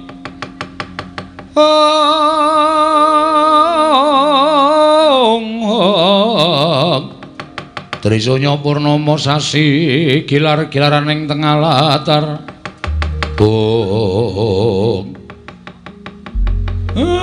mun katon padhang kahanan Karang Kadempel ya kek. Lah niki kula njaluk kesaguhan sing pun menate mangendikake. Sing endi? Sing sampeyan iso ngrawuhake napa dadi syarat srana nggih kula mbangun Karang Kadempel. Ya. Nek pancen ngono aku njaluk pamit, aku tak nganti adhiku wis anggeni.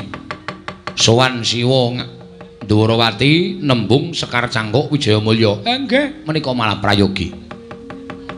Siwa Semaraku nyuwun pamit tak nganti adhiku Abimanyu. Budal sowan marang Praja Ngamarta nyuwun pustaka jamu semyang jimat lima sada. Siwa Semaraku nyuwun pamit tak budal ning Mandura nyuwun pusaka Kyai Nenggala lan Alugara. Matur nuwun, matur nuwun. Nek pun kelakon mang mlumpuk teng Karang Kadempel, ning nek wonten apa-napane sampean kudu iso gawe cara, aja nganti gawe kapitunane ingkang Rama sedayanipun. Ning sing wigati pusaka saged rawuh wonten Karang Kadempel. Njaluk pangestu ya, Kek. Nggih ngatos-atos. Setyaki wonten timbalan. Kakang Pati Udawa wonten timbalan Diweji.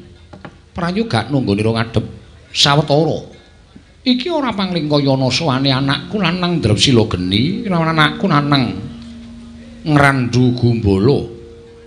Wis anggeni padha raja sak praptamu nggih. Pinayunganing kawidadan, wa aku ngaturke bekti katur ya wa. Iya, cah bagus ndak tampa. Ora liwat pangestu ning wakmu Indrawati Tampanana, ndak gegem dadiake jimat. Antasena Raharja, cah bagus. Slamet tekaku, Pakde. Aku ngaturke bekti katur ya, Pakde. Iya, Antasena ndak tampa. Ora liwat pangestu ning wakmu Indrawati Tampanana, ndak gegem dadiake jimat. Kulup atmajaku sakarone. Apa to ing dadi darunane dene sira sowan mongko tanpa tinimbalan? Apa ana wigati, apa ana perlu saka pepundhenmu Pandhawa ingkang sira aturake kalawan wakmu Indrawati? Sepisan ngaturake bekti katur ya wa. Ya, wis anggene dak tampa. Dene ndungkap ing ngangka loro. Prataku ning negara Indrawati sowan kersane Kanjeng Indrawati mau sayekti ora kok para Pandhawa ingkang utusan.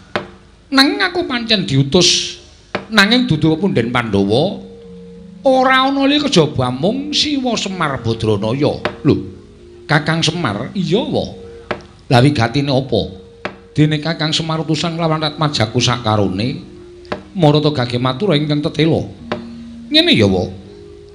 Nalika semono aku kuwi ngimpi. Jroning pasemenan mau aku weruh Kakang utawa Siwa Semar Badranaya mangku Sang Hyang Candra sumarot cahyane. Nanging ora mblerengi. Wekasan sapa ing cedhak kelawan Kyai Semar dadi kedunungan sorot ing mapan ning anggane sapa wae ingkang cedhak kelawan Kakang Semar.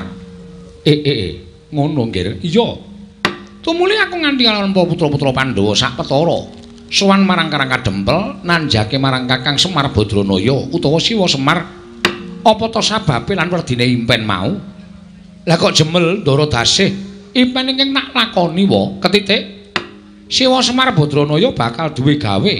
Lah dalah Kakang Semar bakal duwe gawe. Iya wa. Lah duwe gawe apa nggih wis anggeni? Ora kok duwe gawe tegese pribadining Siwa Nayantaka dhewe nanging Siwa Semar bakal duwe gawe ya kuwi mbangun desa Karang Kadempel. Tumuli aku nglawan para putra saguh sak biyantu kelawan Siwa Badranaya. Jernyatane Siwa Semar gedhe lelabuhane tumraping para putra lan pepundhen Pandhawa. Mula ora ana ilang yen to aku kelawan para putra kabeh bebantu marang botripoting Siwa Nayantaka. Ya, wis anggene kuwi bagus. Kuwi apik lan becik. Awakmu Indrawati rumajang. Nanging nalika semono Siwa Nayantaka tumuli paring dawuh bakal kelakon penjangkane ya kuwi nggone bakal mbangun desa Karang Kadempel nanging ana syarat srana ingkang kudu dilakoni dening Siwa Nayantaka. Tanana ya kejaba mung Karang Kadempel ora ketang amung tulung kedheping paningal kudu linenggan pusaka Ndrawati ya kuwi Sekar Wijaya Mulya. Mula wae gandeng para putra ing pandhegan anakmu Drepsila Geni iki wis saguh mbantu marang Siwa Nayantaka. Tumuli aku tinuding mbudidaya sarta matur marang kenjenengane Ndrawati muga kepareng nggalih. Aku nyuwun Sekar Wijaya Kesuma bakal tak boyong marang Karang Kadempel. Mengko yen wis rampung nggone Siwa Nayantaka mbangun desa tak kondurake marang negara Ndrawati. Siwa Ndrawati Siwa Prabu Kresna.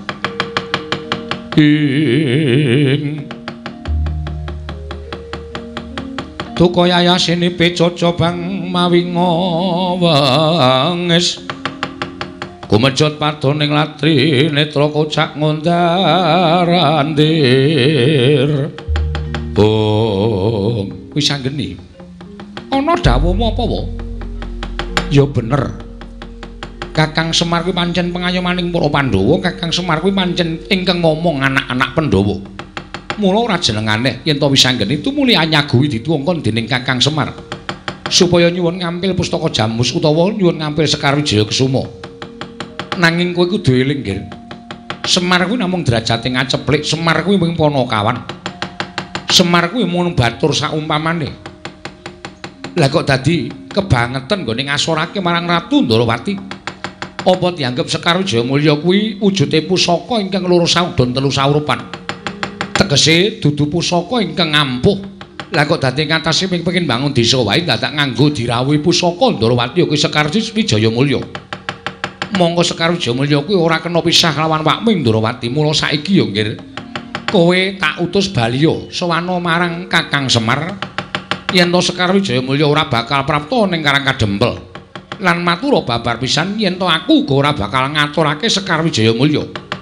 Mula Kang Sangka kuwi sanggeni aja gawe geger mbebuthek banyu bening kanan negara Ndarawati.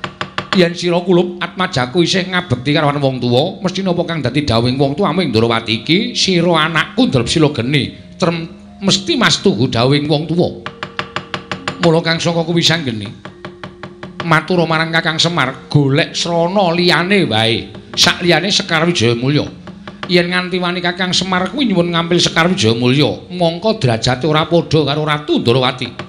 Ateges Kakang Semar kuwi wis modho sarta wis ngasorake marang derajating nata ing Ndarawati. Aku ing ora trima perkara iki wis sanggeni.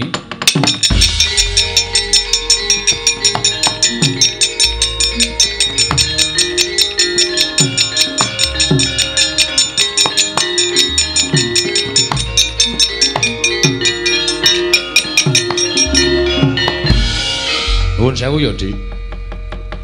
Gandeng iki mau wis didum adil sing rembugan wis sanggeni ning nek ana dukaning Siwa Ndarawati sing nanggung Antasena. Mula gandeng sampeyan wis paring pangandikan sing akeh-akeh, aku ngugemi ngendikaning Siwa Ndarawati. Ning nuwun sewu, sithik wae aku tak matur marang panjenengane, muga-muga aturku iki dadi pangolahing penggalih Siwa Ndarawati nggone gelar lan gulung atur Antasena. Antasena karo matur apa? Ngene, Dik. Perkara sampeyan ngonekke Semar ki wong derajate ngaceplik, Semar ki ming wong loro saurudun telu saurupan, mung Panakawan wong sak jagat wis padha prisa. Ning wong sak jagat ki ya padha ngerti yen to Semar kuwi pamomong agung, tegese Siwanaya Ntaka kae arep derajate ngaceplik nanging kae Dewa Ngejawantah. Lan aku ngerti Pandhawa bapak-bapakku wong tuaku ki tanpa sumanding kelawan Siwanaya Ntaka tangeh derajate iso munggul. Tangeh kanugrahan sing tumanduk marang para Pandhawa kaya ingkang wis dilakoni dina iki. Mula gandeng pangendikane Pak B sadhae ngiyas karo Siwanaya Ntaka, aku sing ora trima. Lho, Antasena. Lah kok dadi ngawu gawar ucapmu kowe matur yen to ora trima. Yen kowe ora trima karo Nata Ndarawati, kowe arep ora trima. Piye? Pak D gelem mari ngambil Sekar Wijaya Mulya apa ora? Yen aku ora gelem. Tegese Pak D ora tresna karo Siwanaya Ntaka. Aku tresna karo Kakang Semar, ning tak kon mulat karo kahanane. Nek Pak Dewa ora maringake saiki ngene wae. Gandhengaken gunung sing tanpa guna. Nek kira-kira sampeyan tak tantang jotosan piye? Lho. Kowe aja edan lho kowe. Aku ki wakmu, aku ora peduli. Mergo aku sagu karo Siwanaya Ntaka. Nek nganti aku bali tekan Karang Kadempel ditagih karo kakekne Semar, endi Ndara Antasena? Sekar Wijaya Mulya aku ora iso ngaturake isinku tanpa upama. Mula tinimbang aku isin karo mati iki tumrap Antasena, aku luwung milih mati. Dadi upama aku tak nantang karo sampean aku kalah, aku ora apa-apa. Tekaning pati tak lakoni nggonku labuh karo kakekne Semar. Wila edan iki ora edan, iki tenanan. Lah kok dadi kaya ngono ucapmu? Wolah. Yen ngono kuwi jeneng anak ingkang ora ngabekti karo wong tuwa. Aku ngabekti karo sampeyan. Nek sampeyan ngregani karo kakekne Semar. Nek sampeyan ora ngregani karo kakekne Semar, nggo pitahu apa aku ngabekti karo Nata Ndarawati.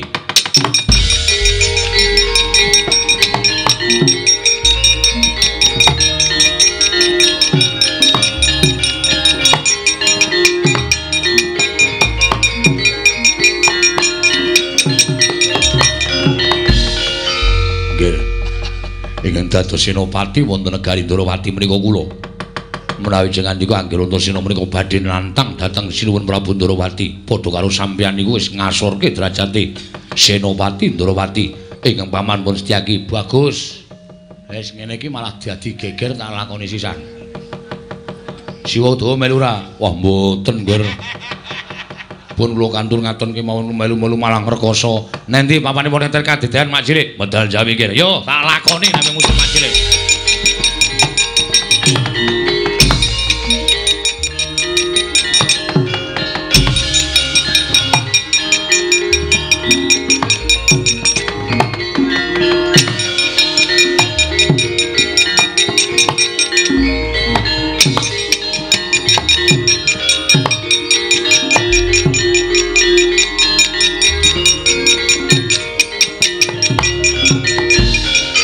Kowe jenenge kemanen Kang nek kaya ngono kuwi. Lah piye? Lah kok dadi iki malah dadi gegeran ki piye? Paman Setyaki iki pepunden. Lah kok dadi tok tantang metu njaba? Ah jengkel aku kowe iki omongan ora rampung-rampung kok. Aku nek omongan rampung-rampung ki rasane kaya gemes kae lho. Wis ngene iki siji-sijine cara supaya aku iso mboyong Sekar Wijayamulya. Lah iki mengko nek nganti Siwa Ndarawati ki wadul karo bapakmu coba. Werkudara Antasena wani karo aku gawe rusak Ndarawati wani karo pamane Garbaruji. Wah, ora usah ditiroke. Wagu nyirokke. Antas idak-idak upamane ngono piye yo? Ora kriwikan dadi grojokan Gogya dadi angsan to? Lah terus piye aku nanut kowe? Kowe meneng wae. Sekar Wijayamulya Kusuma tak colonge jarane. Wis manut aku.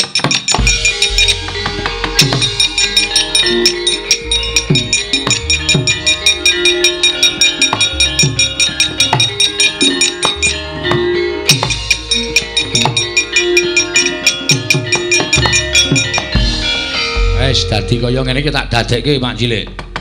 Nggih. Arep sampeyan iku kondang didaya ning Setyaki niku Senopati ora wedi karo sapa wae. Aulung tekaning pati yen to nganti Setyaki ora iso mbelani negara Ndarawati. Bagus. Semono aku Mak Cilik. Aku luwung tekaning pati nek aku ora iso mbelani karo Semar. Ngono wae. Wenehke ora Sekar Wijayamulya. Ora mbok wenehke dijajal.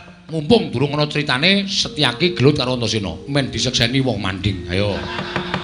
Menang endi Setyaki karo Antasena? Kene marganing patimu, tangga tak ayoni. Setyaki, Setyaki aja kaya bocah cilik.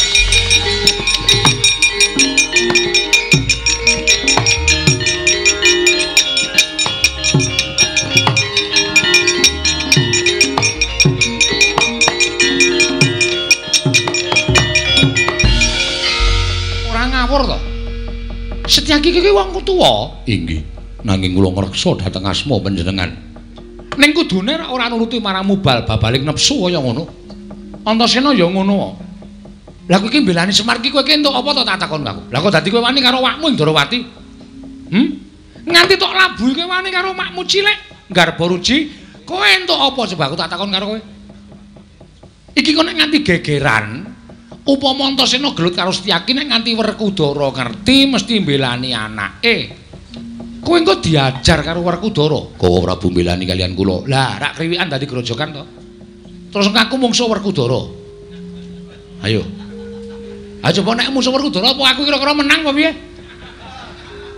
Nah, berarti iki ngene iki nek urut-urutane ateges aku sing menang. Ah, mboten saged. Ayo nek rasane coba apa piye? Monggo. Wis to. Walah kendel kabeh. Lah kok ora iso delekke kaya ngono iki karepe piye? Aku mau nek carane kaya ngono iki.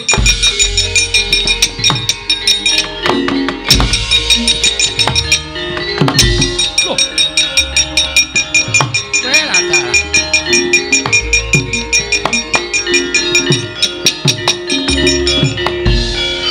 Wong edan tenan. Pancen wong loro iki wong dugal kewarisan tenan. Setyaki wonten dawuh. Mak glibet ning antariksa kowe ora? Nggih, kula semrep nanging sinten? Wis anggeni lho. Lah wong Sekar Wijayakusuma ki tak lenggahke ning pagedhongan pusaka lah kok bocah kok wo lah eling-eling anake Janaka sing gerang senane nyolongi wong wedok.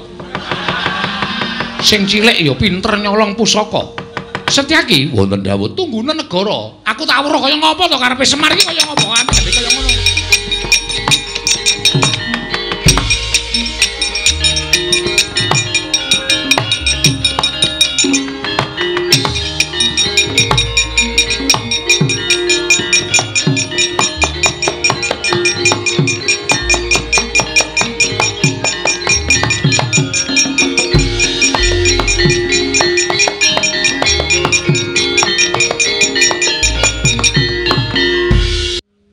Sawetara dadi penggalianing pun ngakang pendak-pendak Pandhawa mlumpuk ana ing Praja Ngamarta.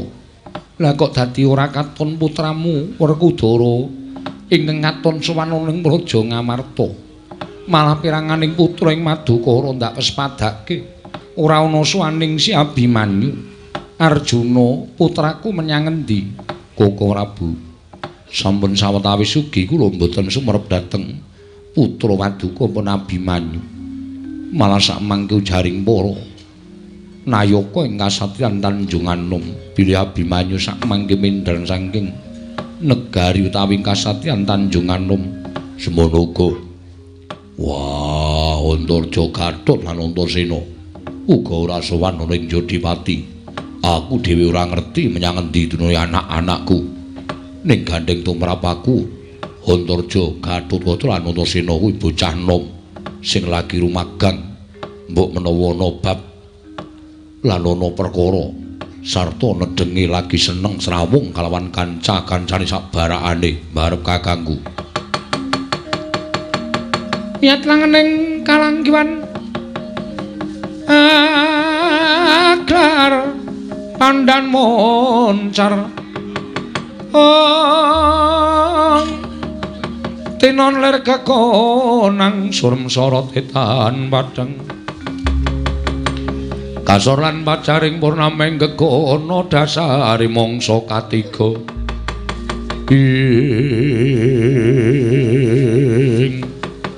dereng ngantos paripesame Imbal Wacana kasarusaning Raden Abimanyu sumawana Raden Gatotkaca dumraja tanpa lalapan Tanjapala Mandawa ya gumulung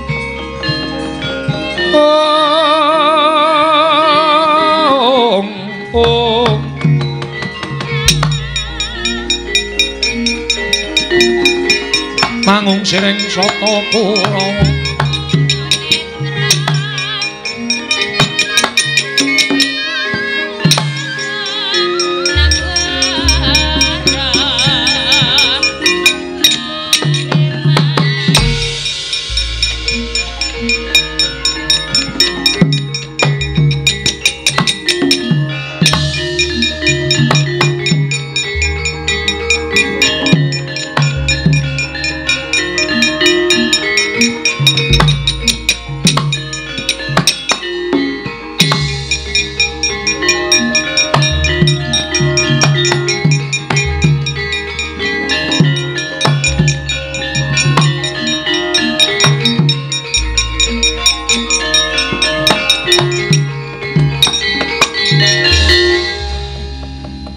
anut lakuning Kurawa hen patine Sang Abimanyu ana ing citra tandya Sang Satyaki Magut ngambil sanjata ing Abimanyu ana wigati apa dene sowan tanpa tinimbalan lan nembe wae dadi rasananing para pepundhenmu Pandhawa inggih Prabu sewu kalapatanipun ingkang putra ing Tanjungan Nom kula nyuwun pangapunten krana sawetawis wekdal kula mboten sowan wonten praja ing Amarta kula ndherekaken sangganing para kadang ingkang kapandhegan dening kadang kula pun Yayi Wisanggeni sowan dhateng Karang Kadempel inggih menika hamba bantu dhateng bot repotipun Siwanayantaka Kakang Semar Darbi gawe apa kulup netepi dhateng menapa ing sampun sinasmitakaken dewa tumraping kadang kula pun Yayi Wisanggeni bilih Siwanayantaka wonten salebeting pasempenan katingal mawa cahya tuwin namangku Sang Hyang Candra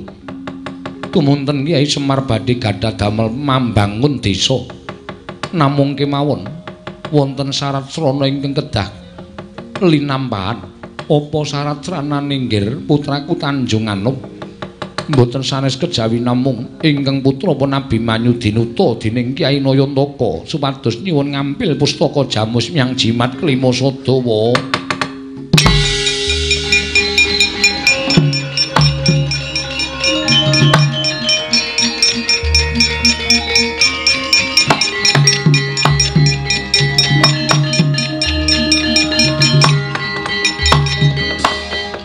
Abimanyu kula wonten paring adhawuh. Apa kira-kira Kakang Semar mestine ora bakal nambuhi babagan pustaka Jamus Myang Jimat Klima Sada. Yen to pustaka Jamus Klima Sada kuwi pusakaning para Pandhawa, kuwi panguripaning kawula sak negara Ngamarta. Monggo ing atase Kakang Semar mung butuh kepengin bangun desa wae lah kok dadak abot temen. Syarat sranane kudu mboyong marang pustaka Jamus Myang Jimat Klima Sada. Kulup Atmajaku bocah bagus Mula bali marang Karang Kadempel matur marang Kakang Semar. Yen to Pandhawa ora keduga ngaturake pustaka Jamus nyang Jimat Klimasada, nanging bakal ndak aturake pusaka lamun Kakang Semar bisa ngendikake apa to ingkang dadi gegayuhane dene dadak mbutake pustaka Jamus nyang Jimat Klimasada kula.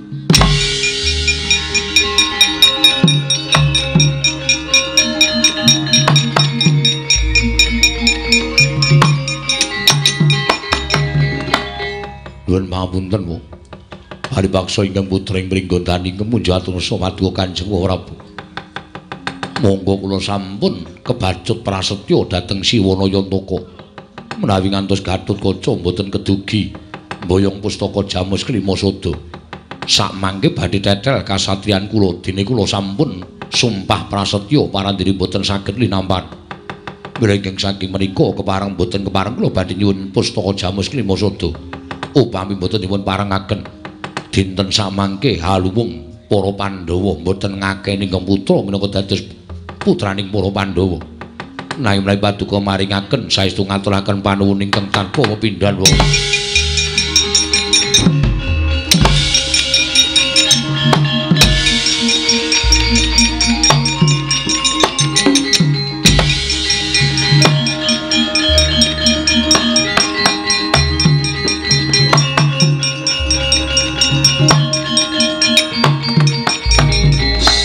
Sedewa wonten maring adhawuh sira Siadyaja nganti wedi kangelen pisan ingkang padha bandha yuda aku ora kepengin kawula negara Ngamarta weruh Werkudara ngajar kelawan anake Janaka milara kelan pajaning Si Abimanyu Sedewa.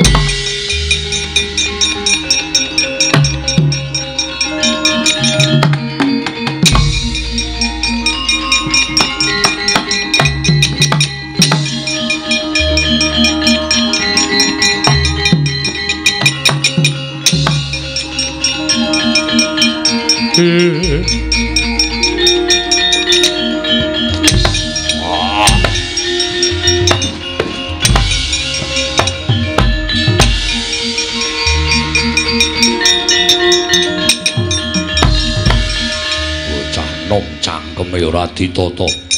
Wah, ing atase kowe anak Werkudara bobote mulih milih bobot Semar mbangane wong atuamu. Nuwun sewu Kanjeng Rama.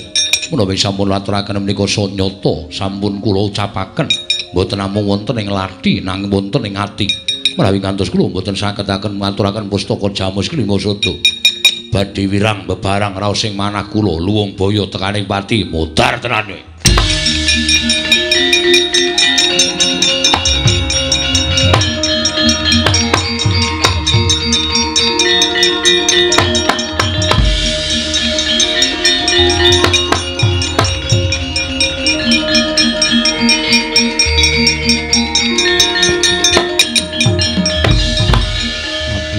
Anakku cah bagus. Abimanyu anakku. Aja banget-banget nggonmu gawe wirang marang wong tuwa. Kanjeng Prabu kuwi sesembahan. Wong atuamu, Koko Prabu Puntadewa kuwi banget. Ndak aji-aji. Lah kok dadi wani kowe. Matur ingkang kaya mengkono padha karo kowe ngorek-orek marang pasuryaning wong gerak.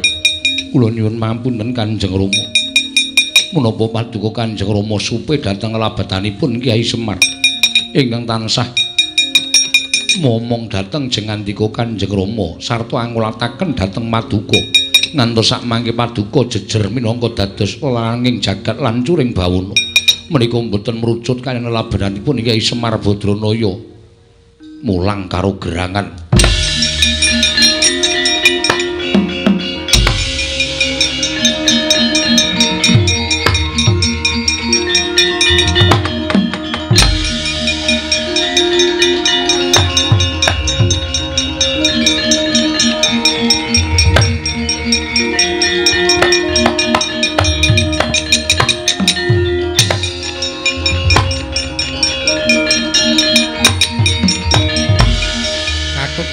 Wonten timbalan mundhak dadi rasananing para kamula sak negara Ngamarta ingkang padha ora seneng ingkang padha ora demen kelawan sira lan bapakmu padha keplok-keplok Mung perkara kaya ngene lha kok dadi nganti gegeran. Nggih. Kanjeng Paman kemaringipun pustaka Jamus Lima Sada. Nadyan tanpa dingerteni dening Kanjeng Koko Prabu Puntadewa nanging tak pundhut saka ing pagedhongan pusaka Parawaduka gawanen aturna Kyai Semar. Kanjeng Rumulan Kanjeng Paman, aku mengko sing ngurusi wong tamu Garukaca.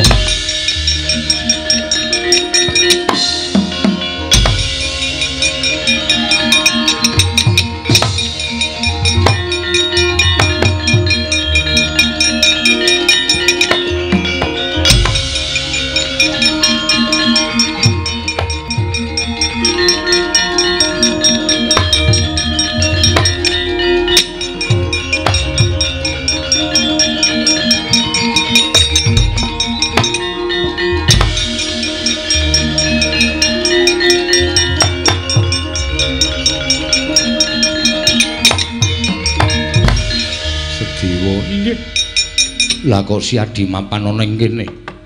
Mugi andhatosna ing kamuningan. Sedaya sampun dipun dawuhaken dening Kanjeng Koko Prabu Puntadewa, kula nyekedah ngrampungi perkawis menika. Krampungane piye? Pustaka Jamus Lima Sada kula aturaken dhateng putra Kamas. Wah, ora edan. Ya aja ngapusi Alwar Kutara. Mboten. Malah samangke Garukaca pun Abimanyu sampun wangsul dhateng Karang Kadempel. Wah, jlampruk tuyak. Monggo kula dherekaken.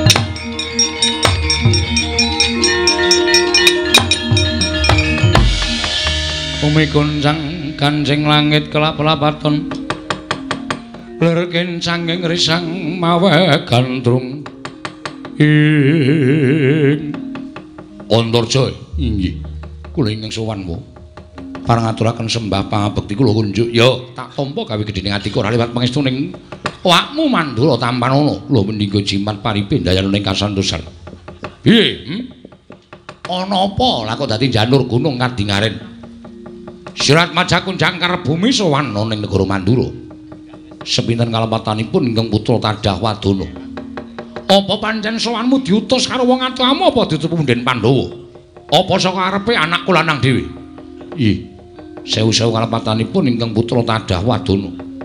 Mugi andadosna ing kawuningan sowan kula menika mboten saking pikajengan kula piyambak. Namung dapur dipun utus dening Siwanayantaka. Lho, Semar Badranaya. Ih, kasinggihan mekaten. Eneng apa? Nalika semanten kula nderekaken sanggaring para putra Pandhawa ingkang sampun nampi sasmita bilih kinen caket kaliyan Kyai Semar. Sabab sakmangke wonten madyaning pasumenan Kyai Semar kadidene amangku sanggiwang rembulan wekasan raganipun Kyai Semar mencorong mawa cahya. Tumunten sinten ingkang caket kaliyan Kyai Nayantaka badhe katularan sing inggih menika sorot ingkang mapan wonten angganipun Kyai Semar wekasan tumunten kadang kula pun Nyai Wisanggeni ngirit para kadang sedaya prapteng Karang Kadempel. Jebul nyatanipun Kyai Semar badhe anggayu utawi badhe ambangun desa.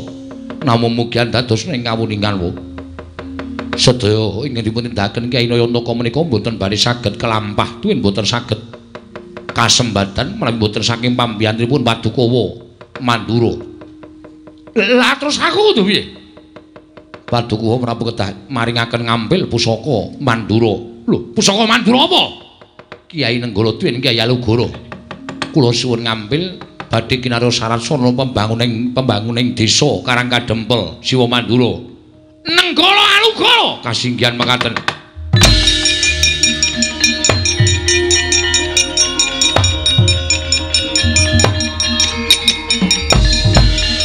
Antarja. Naga Baginda. Nggih, wonten dawuh. Apa ingkang mbok aturake mau banget nggone ngiyas marang Nata Mandura Prabu Baladewa. Kowe ngerti? Jagat gumelar iki ora ana ingkang dijuluk tiyang agung jaba mung Nata Mandura Prabu Baladewa. Selagi ning Nalendra sak pepadaku wae padha ngakoni marang Nalendra ing Mandura. Lah kok dadi ming derajate Semar kok ngiyas marang Nata Mandura. Lah kok ming derajate Semar kok ngilani karo Nata Mandura Prabu Baladewa. Njur saya tak takon karo kowe. Semar derajate apa? Ing atase mung kepengin bangun desa wae dadak nganggo syarat srana pusaka. Pusaka nenggala ki pamunahing satu sekti.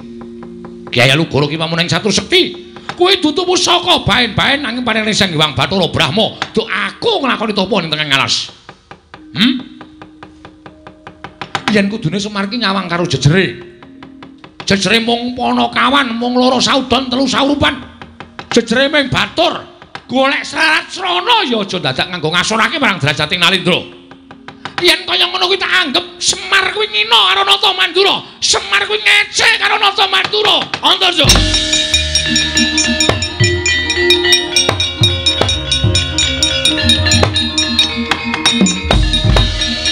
Nyuwun pamunten.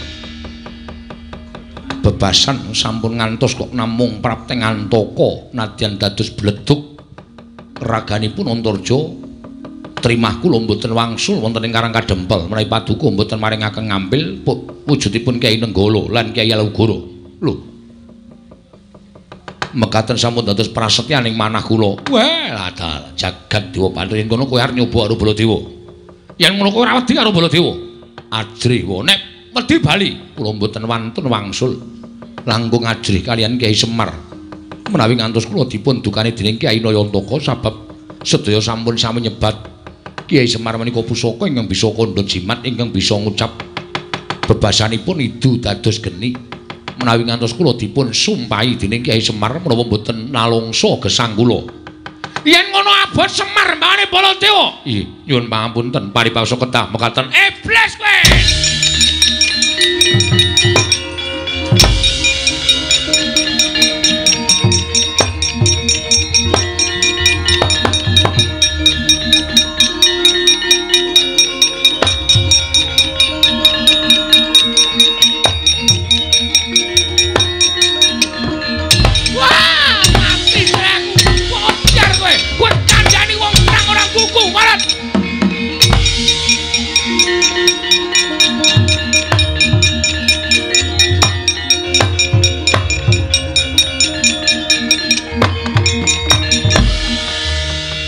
Siwa Mandura saya sepuh ora iso meper mubal babaling kanepsun mula sara karo Antarja sak gelem-geleme apa dianggep aku kalah karo sampeyan yen pancen sampeyan ora kena dikandhani sampeyan ora kena dileremake rasane ayo tak ajangi jembar legane atiku Antarja ora bakal mundur padhange wani petengane apa meneh.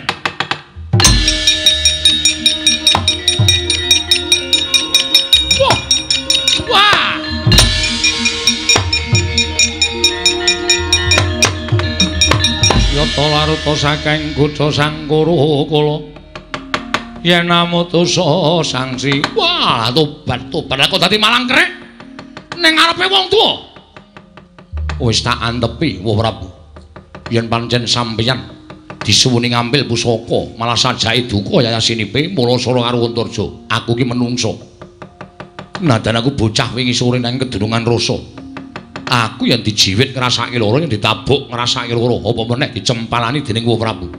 Ayo nek pancen Ratu Mandura ngejak Sulaya karo wong jangkar bumi. Tajange jembar legane atiku. Wah, panusmane jajalarat wani karo Nata Mandura. Jaluk mati cara piye? Koko Prabu, Koko Prabu.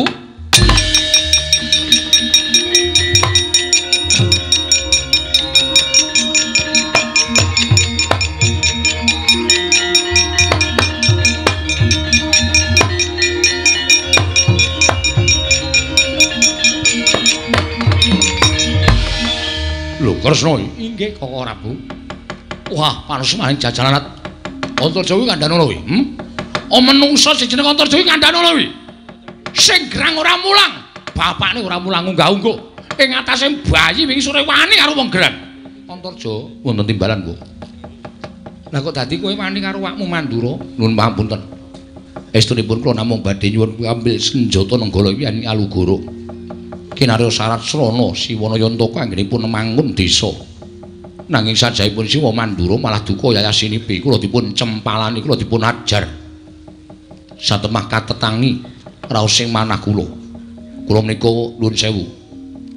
Dipun lairaken menika wujudipun satriya menawi ngantos kula dipun pala kados mekaten monggo kula mboten wantun do nyono cerak nyono. Dikira Antarja ki wong jirik getih wedi mati. Koko Prabu? Nggih.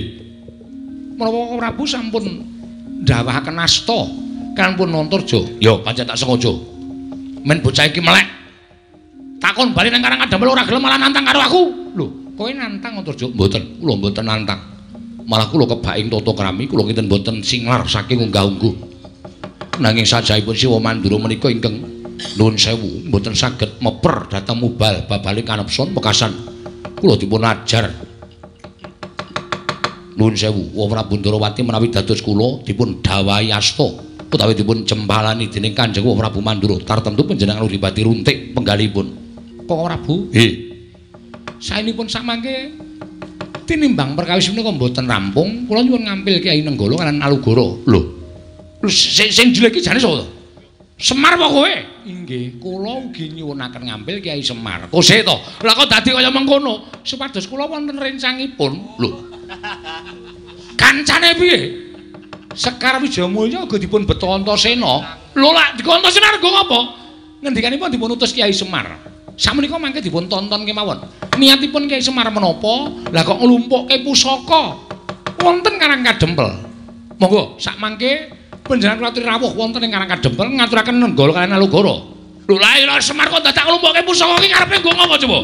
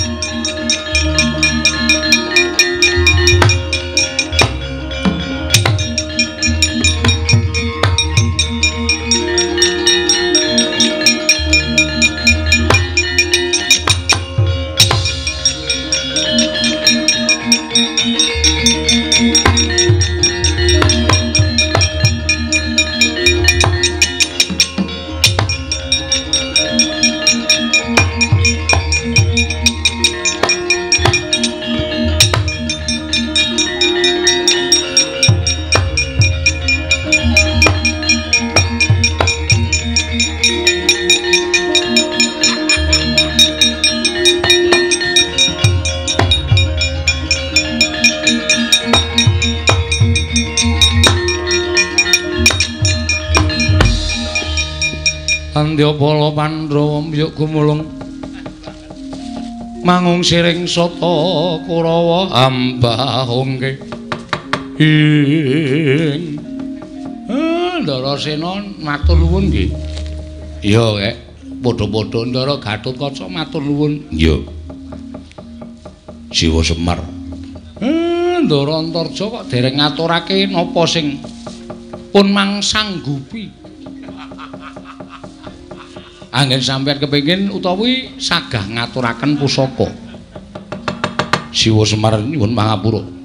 Pusaka diasta dewening Kanjeng Prabu Mandura. Kosek Kakang Semar, aku tak takon. Lah kok dadi werna-werna penjaluke Kakang Kayantaka? Ya kuwi manunggalake pusaka telu. Wijaya Kesuma, Pustaka Jamus Klimasada lan Alugara Kyai Nenggala. Alugarane Kyai Nenggalane dereng ketok, Koko Prabu. Nggih. Alugara Kyai Nenggala dipun dadosaken setunggal mriku. Lho jane areng apa to? Mang dadekke siji riyen to.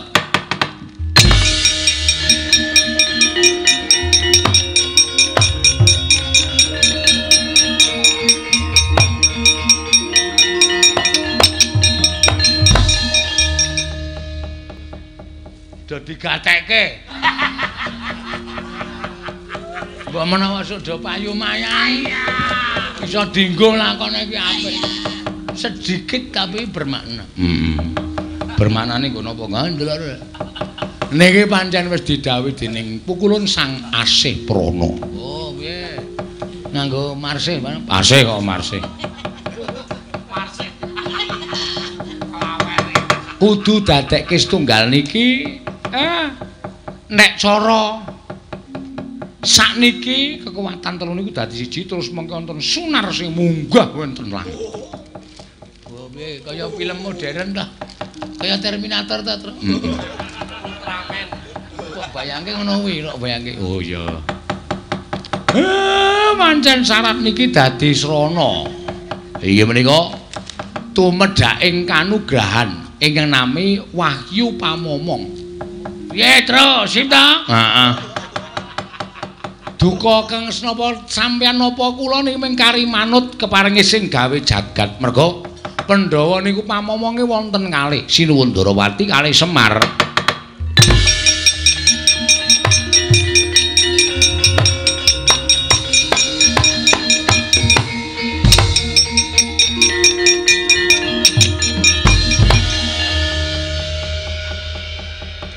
Kanthi sarana pikantuk Wahyu Pamomong niki pusaka dipun pendhet piyambak-piyambak ya.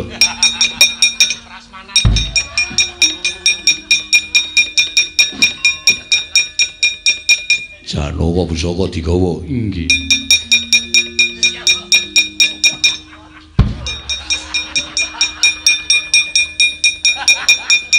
Ampuh-ampuh ya, Tru. Ayo kekuatan pusaka kok.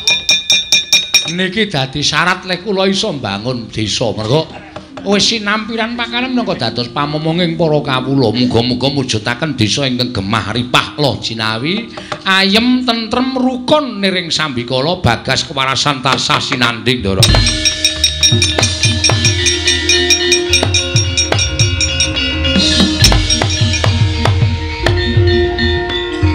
Wassalamualaikum warahmatullahi wabarakatuh.